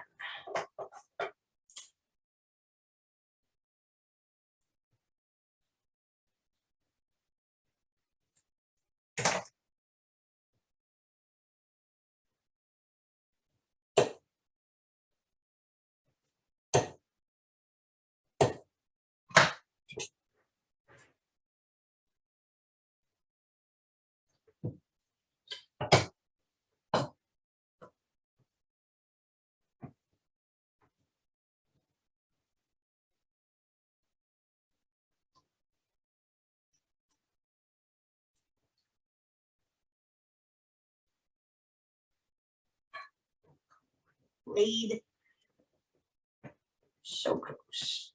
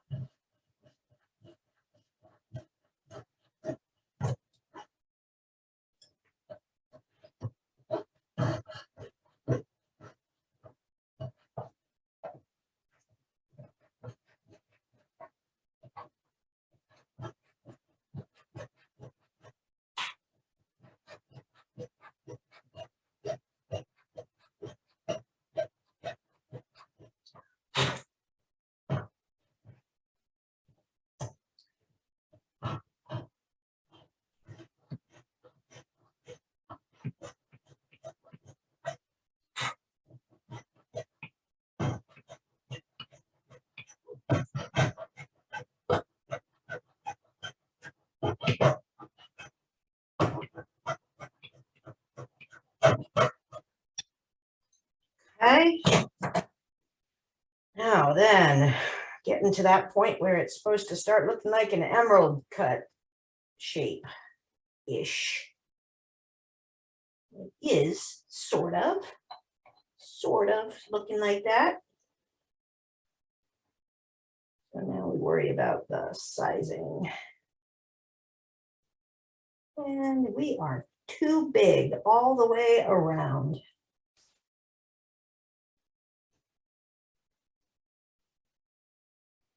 This end is looking pretty solid. And that end is still looking too big. I need to take more material off.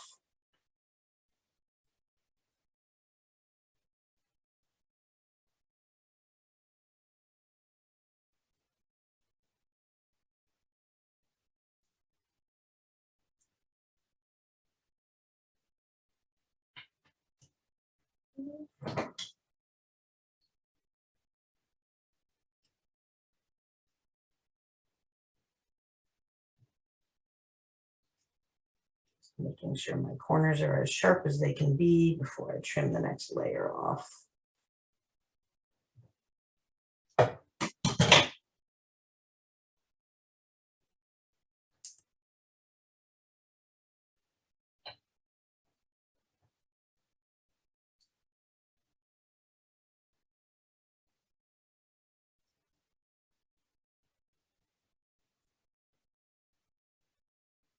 Well, it's still way oversized on everything, looking at it now.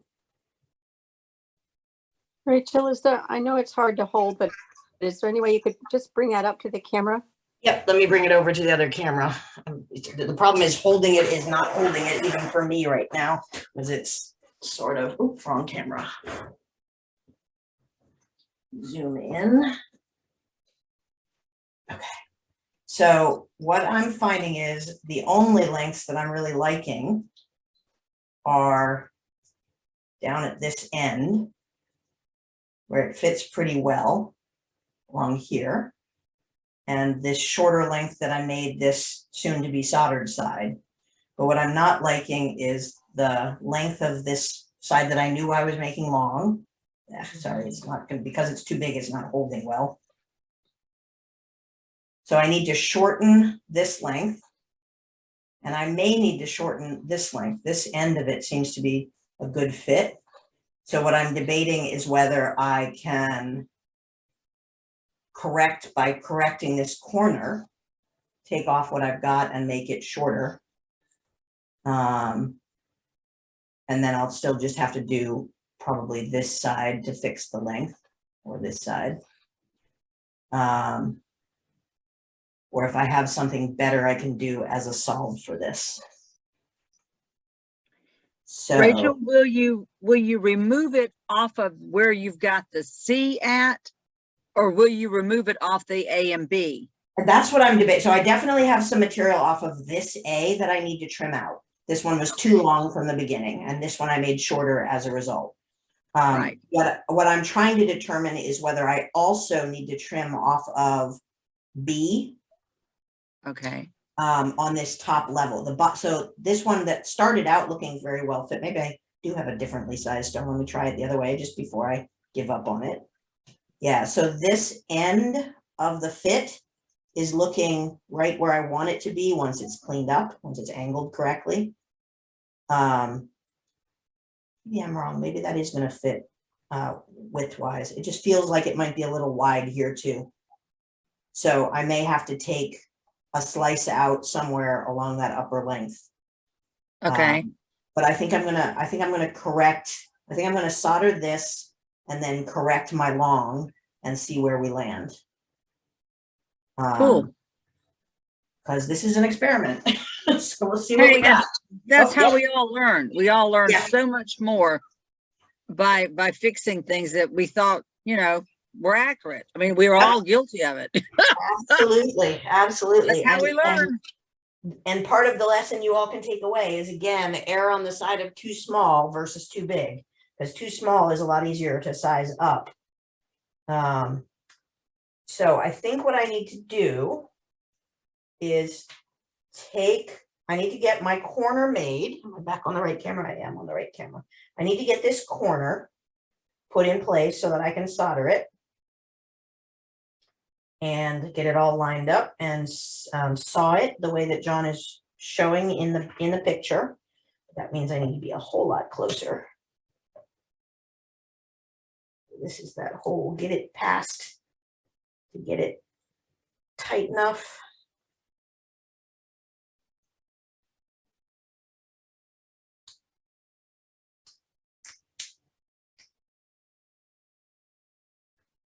Okay. This way because it's torquing on me a little bit. It's looking good. And because of course I should have thought of this, I'm going to have to rethread to get in there snug enough. So all I'm doing is putting my blade on after I've run it through so that I can get a close cut.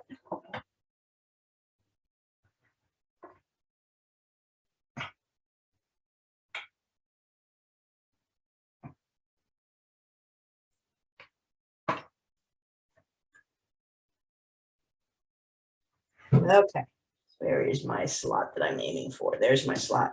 So I'm cutting, just checking John's approach. I'm cutting diagonally through, according to John. So I'm trying to make not a straight, not a square on cut on either side, but something that splits the difference going through at the angle down this line.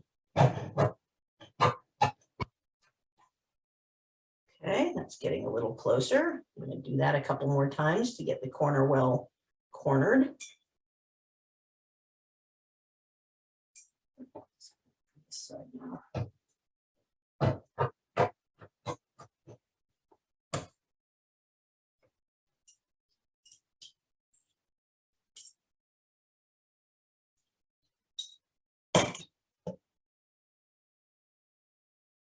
Not looking terrible. I think I want to put a couple more cuts through just to get it more squared on. Snapped my blade without even noticing.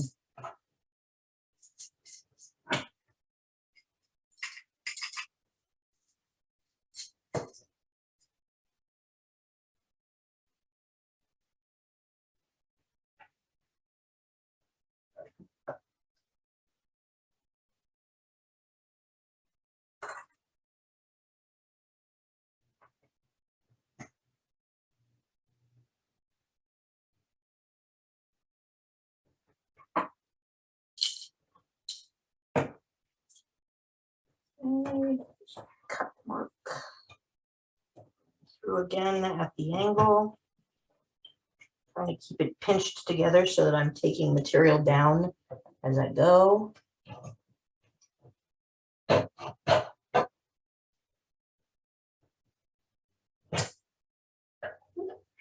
want to cut more at that point.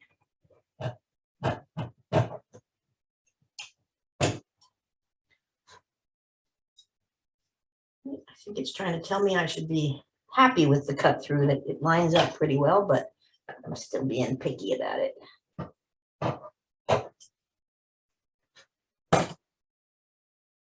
Okay.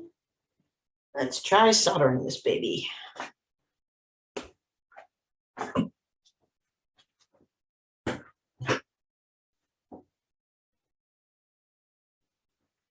Okay, that's what we're aiming for.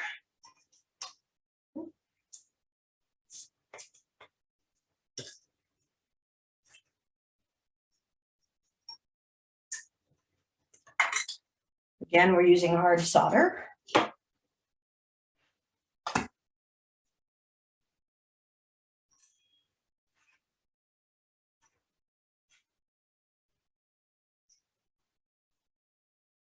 And while I'm at it, I'm going to put the solder down the other corner that I didn't do the last pass because I needed it to be cornerable before. So get the solder closed and we'll fill it in.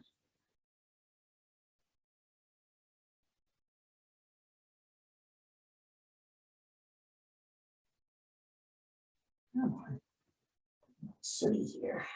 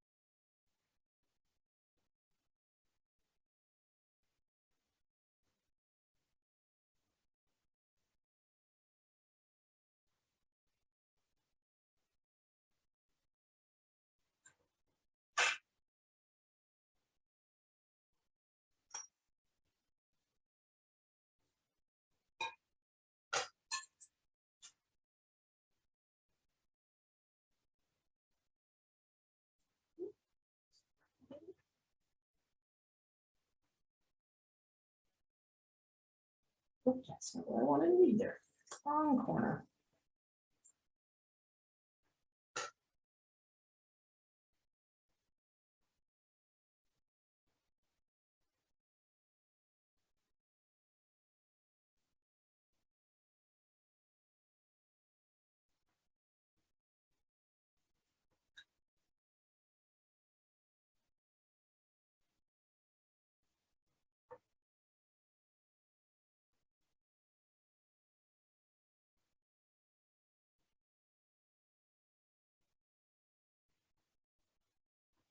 One little spot it doesn't want to flow into.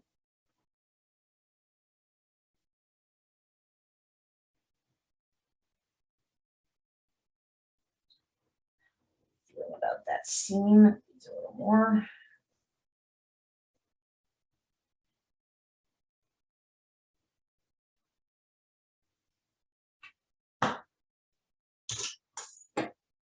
All right, it got hotter than it should have.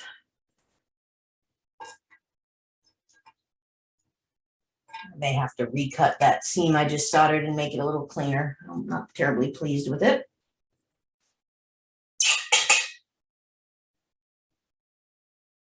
Yeah, it's a little messy. Oh, it's just messy on the outside. Oh, I should have filed it a little bit. So that'll take with filing. So we got it shaped. Now we got to fix the long edge and see whether I also need to fix the short edge, which I suspect I will have to. So I'm going to have to think about whether there's any cut I can do that would take care of both of them. There isn't, because obviously they're on opposite sides of the C. So that won't take care of that. So I think I'm going to be repairing by cutting opposite my seam to take a little bit away, so that I'm not risking reopening that seam. Let's see how that looks when we do that. It's going to take a little bit of squaring up at the end. So it's a bit of a risk that I am thinking. Let's see, where's my seam line? So this is my seam right here. And my choices are to take it down here or here to shorten this length. And I'd like to take it here because this is the end that's getting distorted right now. And so that will square it back up. But that means I risk the solder on this side. Whereas if I do this, I'm going to have to re-square everything, but I will at least have less risk to the actual solder seam that I got in there, which is a really terrible seam. Rachel, could you paint that previous solder seam so it wouldn't flow? I've never had any success with flow stops. I think I do better with just controlling my solder a little bit more. Okay. I find that the flow stops get in places you don't want them to go and are hard to clean off and create scenarios that make things less happy, not more. So guys, I'm going to actually cut my seam down again and get a better closure on that before I do the fix up. I'm not pleased with this seam. So I've used whiteout quite successfully a number of times to keep stuff. If you're using whiteout, please make sure you're using the water-based version. Yeah. Otherwise, the fumes are really bad. Yep.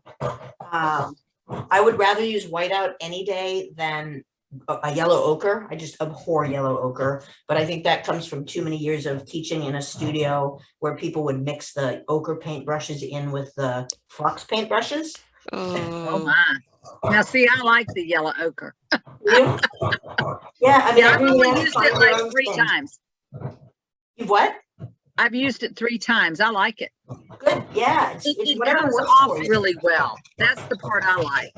You know, you can soak it and it comes off really, really well. It gets your piece gets clean.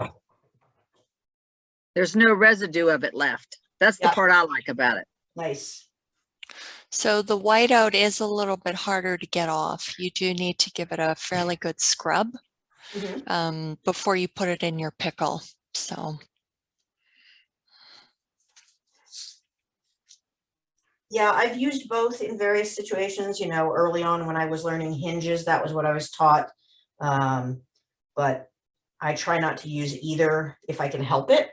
Again, what works for you is what works. That's the way to go. Okay, this is going to make me happier being soldered again. So back over to the soldering station.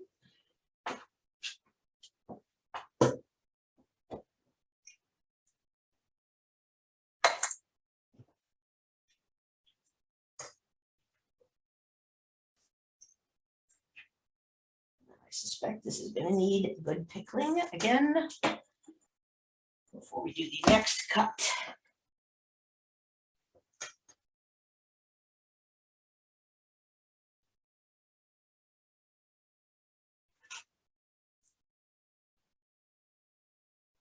And again, using what John taught me about the torch parts, I'm using the deoxidizing end of the torch a little bit when it gets this grubby to try and clean it up a little before I get the solder to flow. So that outer third gets it a little cleaner.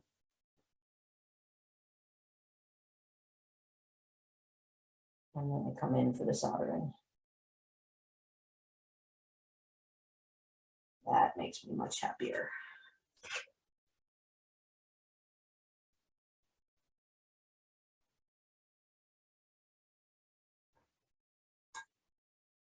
Put it up at the top. All right. Never be afraid to correct on the fly. All right, so here's what we have.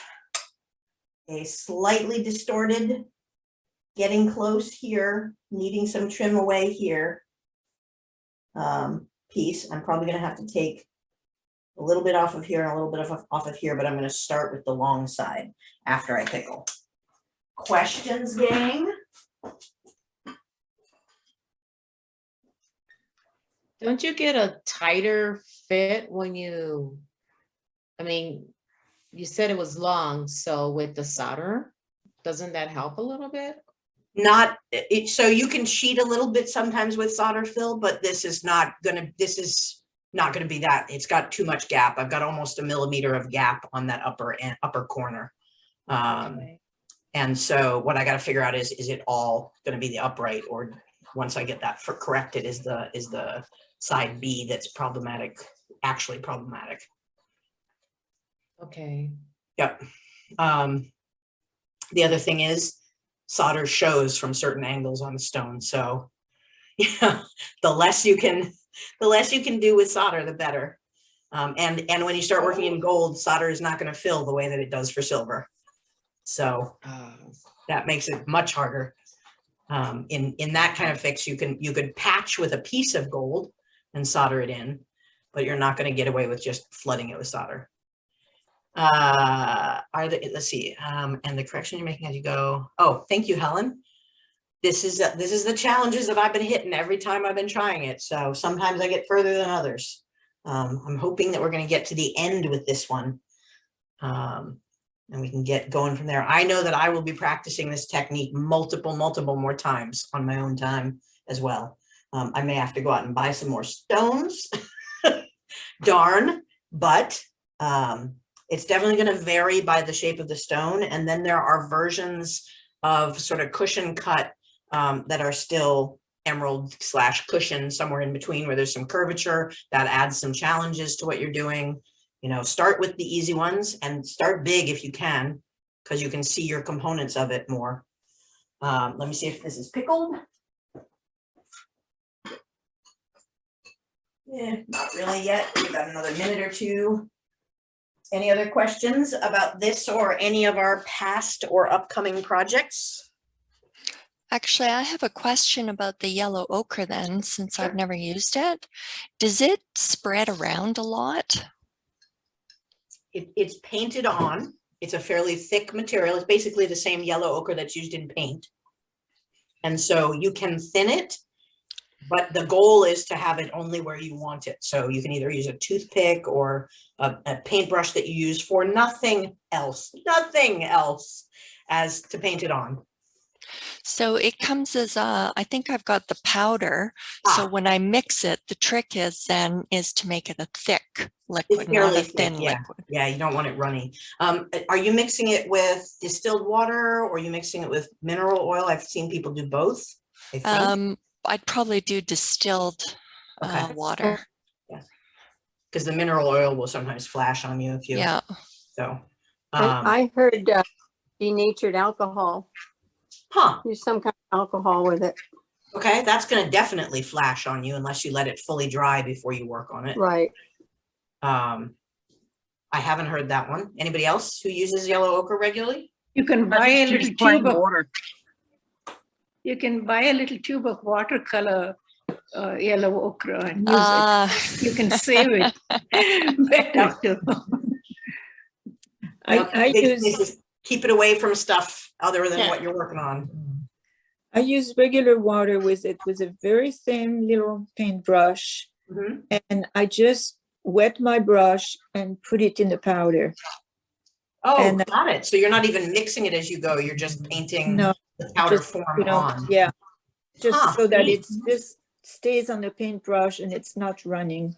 That's fantastic. Love that. That works pretty good. Yeah. I've never used it. Are you putting it on the seam or are you putting it next to the solder seam? You put it where you don't want solder to flow. It's a blocker. Okay. So if you have something, it's usually used in fairly delicate things or like hinges when you're trying to make sure that one knuckle of the clasp doesn't solder, of the hinge doesn't solder to the others, that sort of thing. Or if you're putting a tiny little setting next to this fabulous thing you've just spent years building. But it can be used in any of those. Just know that you need to get every little bit of it off before you then go and do whatever else you next want to solder, because it will stop. It will stop everything. So, and the whiteout works as well, but again, make sure that if you're buying yourself some whiteout, buy the water-based stuff. And it's still recommended that even with the water-based that you let it air dry rather than burning it off, because it's got some noxious chemicals in it in any form, but especially the non-water based. Anybody else have any favorite stoppers? When I'm doing hinges, I was taught to get a bundle of pencil leads and use those to hold things in place. So you're not actually attaching anything to your material. You just slide them in and out of the hinge, or a steel. You can use a steel bar. It's just a little bit higher risk that you're going to overheat things if you do that. Yeah, I've used the pencil lead between bezels on a piece where you're putting several bezels on one piece. Put one in between them. That way they don't come together. Because sometimes, you know, they'll move. They'll move, but if you've got that stuck in between them, they can't connect. Huh. That's actually Helen genius. Blythe Hart gave me that idea. Who did? Helen Blythe Hart. That's who I learned from. Nice. HB Yeah, that's a Atlanta. great tip. Because people often, when they're putting lots of bezels close together, end up sticking them so high up, they solder up the walls and they end up not being able to close and set the bezels. That's a fantastic tip. Or clean between them. ProCraft anti-flow anti-flux liquid. Huh. Okay. What does it look like? Is it just a goopy liquid? Deborah? You're welcome to type it if you don't want to speak on camera. Yeah, It comes in a little bottle that looks almost the size of nail glue. It's really small. Okay. You have a little teeny brush. It's great because it's thick. It's not like water. Gotcha. So it goes wherever you put it, and once it's dry, it works great. I picked that up at a jeweler's. They used it to do all their repairs in Monterey when I used to live in. Okay. And the key in all of these appears to be a teeny tiny brush of some kind. Let me see if this is done in the pickle. And probably good enough. I give it a brush. Lots of extra solder on this right now. All right. Back to the bench. Rachel, do you know about this stuff? What stuff? This stuff here. Are you holding something up to the camera? Yeah. It's Rhonda Coriel's masking mud. Oh, yeah. I don't know if you can read it. Let me bring it up. Apply a thin coating. Yes, we can see that. What's the name on it again? It's Rio puts it out. It's called Rhonda Coriel's masking mud. And it's really easy to apply and really easy to remove. Nice. Yeah, Rhonda does some great stuff. She does a lot of granulation and stuff, so I'd imagine she needs it. And she uses, is she using that? She must be using that on not sterlenium. What does she use that she teaches? Argentium. Argentium, thank you. Cool. Okay. Yeah. Nice. Let me get back to my pin for me. And then Rachel, I was in a hinge class recently where he said he liked liquid paper over whiteout. Huh. Just a different manufacturing blend. I would still be checking for whether there's a water-based version of it. Yeah, there is. Okay. All right. So our correction that is needed on this little, almost there, but not quite, is considerable. So I've got a lot of gap up here and here. And so I'm going to take down this corner, I think, right here. Because it's, even though it's opposite the seam, it's going to give me a better connection. So I'm going to be cutting at the angle that I already filed and used to make the corner. I'm going to cut through, and then I'm going to take down a piece from the long wall.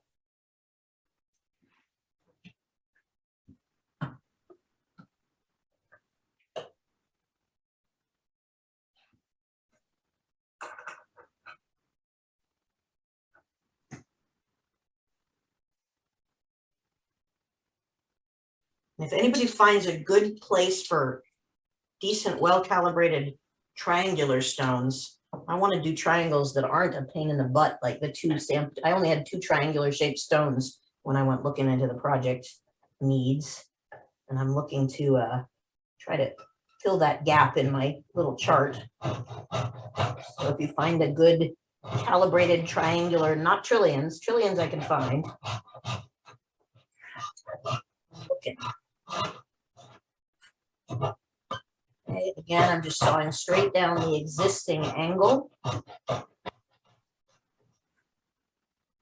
If you're not sure you have enough leeway to do that on the corner and you know you're taking material away, I suppose you could cut in the middle of your long wall or something, but it's going to be less obvious at the corner.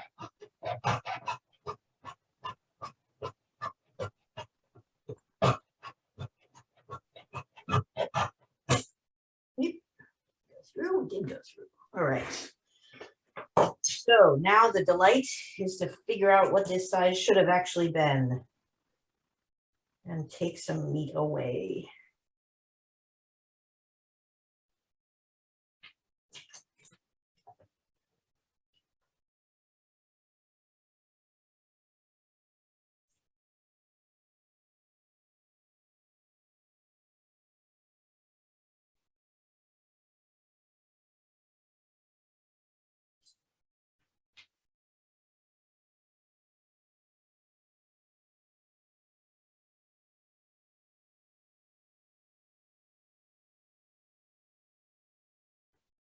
It's a fair amount I need to take off.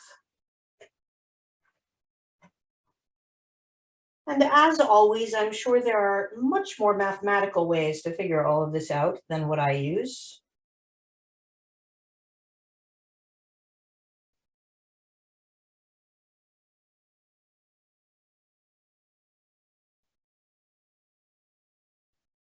It's my pen. There we go.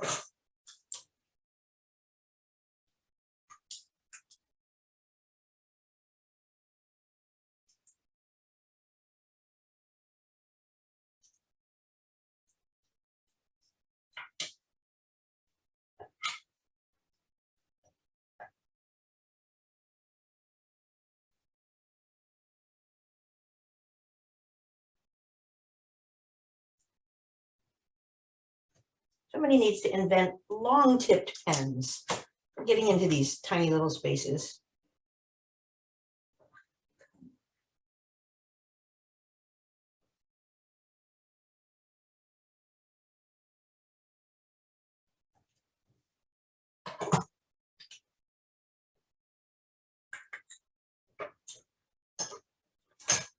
My scribe.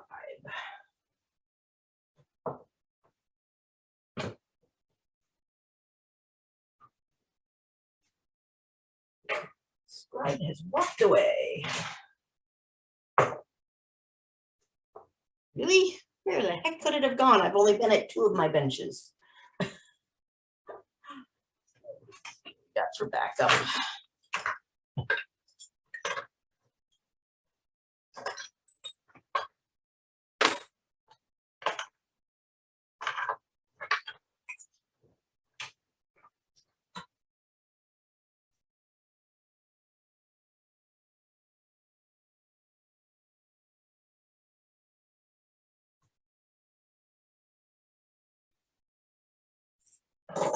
Okay, gang, here goes nothing. Let's see if we can get this corrected in midfield.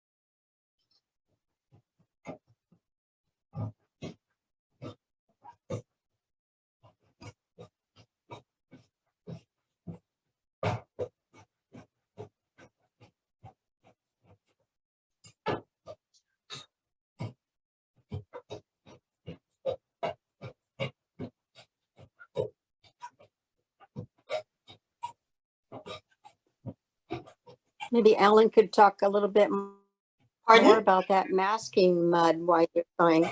Maybe Alan could talk a little bit more on how to use that masking mud while you're sewing. There's more detail to be had. Not really. It's I would use a fine brush and just like yellow ochre or whiteout. You use it carefully so it will act as a kind of a wall or a blockage against flux. It's called an anti-flux. You could also use I was taught in Germany to use rubber, and we would heat up a piece of jewelry and then put a piece of rubber near it, attach the rubber to it, and the rubber would flow over the seam, around the seam. And it was a more primitive kind of anti-flux. Alan, you and I probably both started early enough for leaded enamels being okay to use too. I'm not sure I'd suggest rubber melting in front of your face. You know, I kind of wanted to respond to some of the things you said. Yeah. And I'm, you know, I'm not trying to teach anybody to be careless, but I think a lot of the things can be used carefully and properly and safely, rather than throwing up a red flag and saying just don't use them. Okay, so you would use the whiteout that's not yeah, I would make sure the room is well ventilated, and this is just me. Yep. You know, the room is well ventilated. I'd like to put a fan behind me and a window in front of me so that I'm between the fan and the window for those kinds of things. Gotcha. Yeah, I think you're doing a great job, and I think you're right to warn people to be cautious because otherwise they wouldn't know.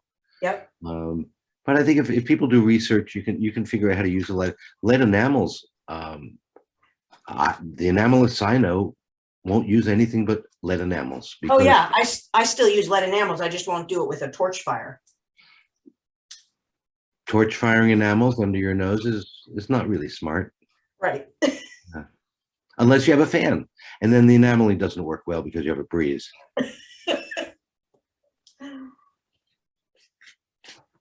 So Ellen, back to Rhonda's stuff. That's funny. Do you have to then wash it off like you do the other ones before you put it in the pickle? Yeah, you always want to wash them off because you don't want to make the pickle or the ultrasonic dirty. And Rhonda's come off very easily with a soft brush. You don't have to really scrub it, which is, I think, the sales point of it. She does a couple of products that are, doesn't she have not a mud, but the clay that's used for setting up some of your soldering? Right. Or am I mixing her up? Maybe that's Kate Wolf that made one of those. Here's some stuff I brought from Germany. It's liquid graphite. Ooh, that sounds promising. Yeah, it works pretty well. You can get this stuff. It's used as a lubricant. Yeah. Nice. If you look up the MSDS on the masking mud, I believe it says that it's Amacote, which it is the same substance. It's just a lot cheaper. I don't know if enamelists use it or if ceramicists use it, but there's another branch of the arts that uses Amacote. Okay. And it's available out there. I've used both and it works the same either way for me. Cool. Yeah, I think the base material in a lot of the setting clays is something that plumbers use when they're positioning pipes and so on. I think that's what John mentioned, is that why would you spend money on a jeweler's version of it when you can just go get the cheap plumber's putty? So Ellen, another question about the liquid graphite. You can't get it in the States? I think you can. As a matter of fact, I think when I was doing the Pinewood Derby with my son, we used liquid graphite on the wheels, the axles. Yeah. Great. I'm going to look for it because that sounds like good stuff for hinges.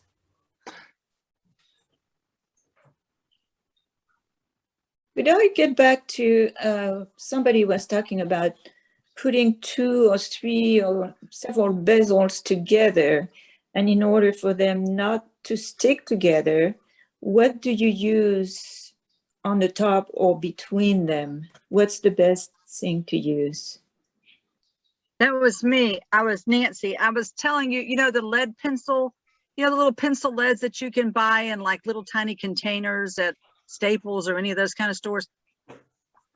Just like, yeah, you just lay it in between your bezel. Like if you're doing a cluster bezel, you just lay them in between your bezels and you solder away. That's a good one. And they don't run together. They stay separated. So you just put the lead itself in between. Yeah, you just lay it down there and solder away, and that's it. Like a spacer when you're tiling. Yeah, absolutely, like a Okay. spacer. Okay, so you're using the little lead that you would put in a mechanical pencil. Yes, correct. Okay. Oh, good. Okay. Which is in essence what we're getting if that liquid graphite is what it says it is. You know, I was wondering about that. Could you crush one of those and just put some water with it and have liquid graphite? I'll bet you could. Thank you. Anybody else have any cool tips? I certainly have been using a couple that people have brought up in past sessions. What was the substitute that was suggested for Kate Wolf's mud besides the plumber's putty? What was the substitute for what? Kate Wolf's mud. Oh, what you have a substitute for it, or you were using? Somebody was suggesting it. No, what I was saying was that John mentioned that most of the of the setting putties are simply a version of the plumber's putties that are out there. But I'd have to research in my paper notes from him what it was that he actually referred to it. Right. Somebody said it was Amco or something like that. I would like to. Yeah, I just looked it up. Dick Blick carries it. Enamelists use it to prevent oxidation. How do you spell it, please? AMACOTE. Thank you very much. And I think a relatively large bottle, about twice the size of the Coriel, is about $8. So if you don't like it, you're not losing much. And I have nothing against Rhonda Coriel. I think she does great stuff. But you know, sometimes there are alternatives, especially if you don't know if you're going to like it. Is that a replacement for the setting mud or for for the mud? Yeah, molding mud. It is. Okay. I mean, not the molding mud, the masking mud. Masking mud. Okay. Oh, okay.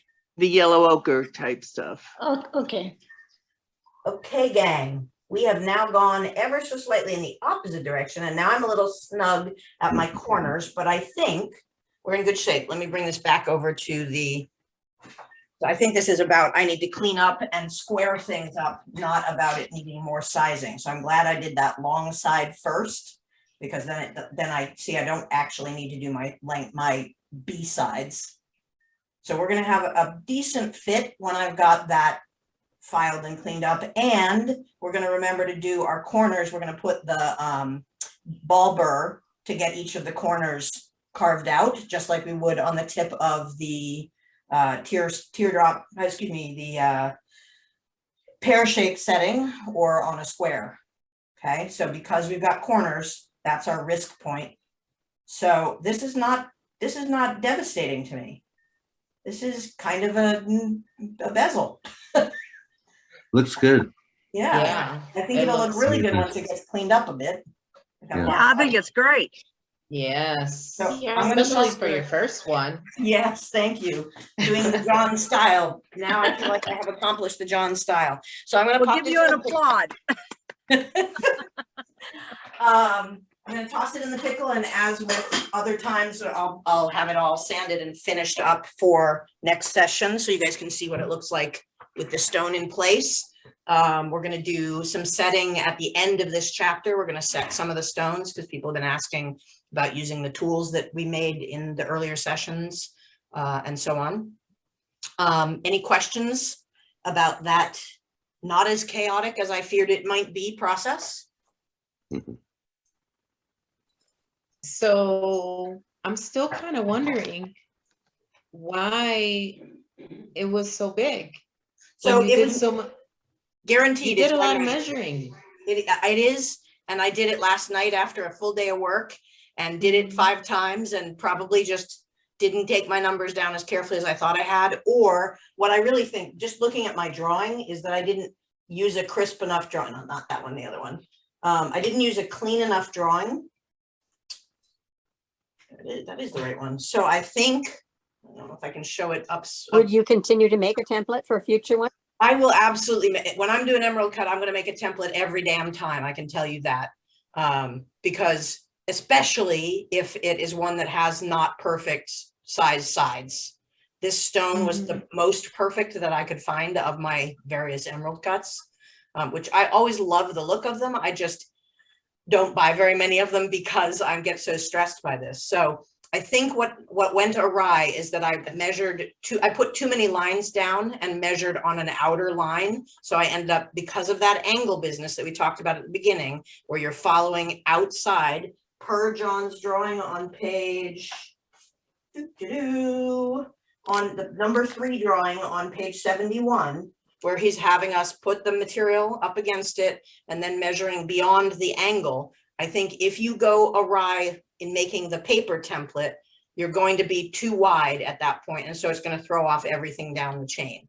But this is 100%. It's my fault for measuring poorly or transcribing my numbers poorly by the time I was done. And I don't see any way around it other than I'd have to take those meticulous piece at a time steps and know that I'll get better at it the more of them that I do. I'll be able to judge earlier in the process if I'm off. My eye will get trained more to understand when my measurements are not what they should be. And I will always be checking 3, 4, 5 times before each adjustment. So yeah, you got it. When you get to Carnegie Hall, gang, practice, practice, practice. Now, Rachel, will we be doing a cushion cut? Will we be doing a cushion cut setting? So, he does not have a specific cushion cut setting in there. And so I don't know if I actually even have, I'll see if I can find a cushion cut stone in my collection. It's not a cut I use personally. So I might have to go find one. And I sort of get the feeling that like by end of project, maybe what I'll do is take requests for things that we didn't hit. Just because like I've been sort of, he doesn't have it project based. So I've sort of been pulling out what I could of the various, what would I make in this series of things that he's telling us to do? Like he doesn't do a trillion cut either. And that's one of my favorites. But those are sort of halfway between doing the triangle and doing the ovals or the rounds, right? So you've got to put some curvature in and you got to put some cornering in. And if you think about it, with only 3 corners, we're not going to use our square file on any of those corners. And we might do a lot of touch up with the saw. Same is going to hold true with a cushion cut. You're going to need to put your curve in. For that, I'm using my half rounds like crazy. If I don't have a mandrel that's exactly the right size, I'm going to be tweaking my curve as I go whenever I'm doing a cushion cut. But I'll put it on a list of nice to haves. I'd kind of like to get us through chapter 3 and on to some different types of settings. But I'll plan a session where we do the catch up, or maybe we'll have a summer vacation break where we put together a whole bunch of, we didn't have them in the book, but we want to try them anyway projects. Oh, cool. Yeah. So I don't think it's worth us starting the irregular settings. So next session, we'll try to do a couple of irregular settings and maybe at least the basic round tube setting, because those go quickly. Did anybody have other questions, or does anybody have stuff to show? My mother is asking a question. What is my mother asking? Hi, I think I know the answer to this, but why didn't you just start over? So two reasons that I didn't start over. One is I have started over dozens of times in the last few weeks as I practiced this, and I wanted to push through and see how I had to correct it. And two, there are always going to be situations where you're going to break something and you have to fix it midstream. You know, if your deadline to get a ring out to the wedding party is tomorrow and something screwed up along the way, you're going to be fixing it. You're not going to have the time to rebuild it from scratch. Okay. So you got to So try. I was thinking it's probably because you're teaching and you want people to see what you can do if you don't have time to redo it, that kind of thing. Oh, I'd be doing these corrections if I wasn't teaching too. This is, I mean, like there's an ongoing evolution of every project that I do, which is adjusting to the circumstances of the process. And frankly, I don't have enough time in the day to start over all my mistake projects. Yeah. Okay. My mom is where my teaching came from. My mom and dad were both they were both professors, so there's a lot of teaching background in my family. That's Celia, my mom. Hi, Mom. And people make a lot of mistakes along the way, little ones, bigger ones. So you can't really get it totally perfect the whole time. Right. Yeah. And it was actually for me a really great realization partway through my career growth, my ever continuing career path, when I was looking at the people that I had been taking classes from, and I always put them on a pedestal of their work is perfect, their work is perfect. And it was only when I got to the point where I could see their work clearly enough to realize that they had the same flaws in their work that I was trying to overcome in mine, that I was able, and flaws, it's handmade jewelry. There should be marks and handmade, it should look handmade. Otherwise it looks manufactured. So for me, I needed that aha moment of, hey, they're not on pedestals. You're doing your own thing. You're getting to your own progress. You're making your own mistakes and you're recovering from them at whatever pace that is. I've also heard it said that a master hides his own mistakes. So my side of that is I think the difference between an intermediate and a more advanced jeweler is knowing when you can cheat. Yeah. And especially then the master knows when you shouldn't cheat because it's a bad idea. And you never tell anybody you cheated. Oh, I tell my students all the time when I do shortcuts. I'm a lazy jeweler. I'll say it over and over. If I have a shortcut, I'm going to take it. But then I know which shortcuts not to take, or I learn real hard quickly. Any other questions, what we got out there on this or any past projects or upcoming if you're trying to prep for it?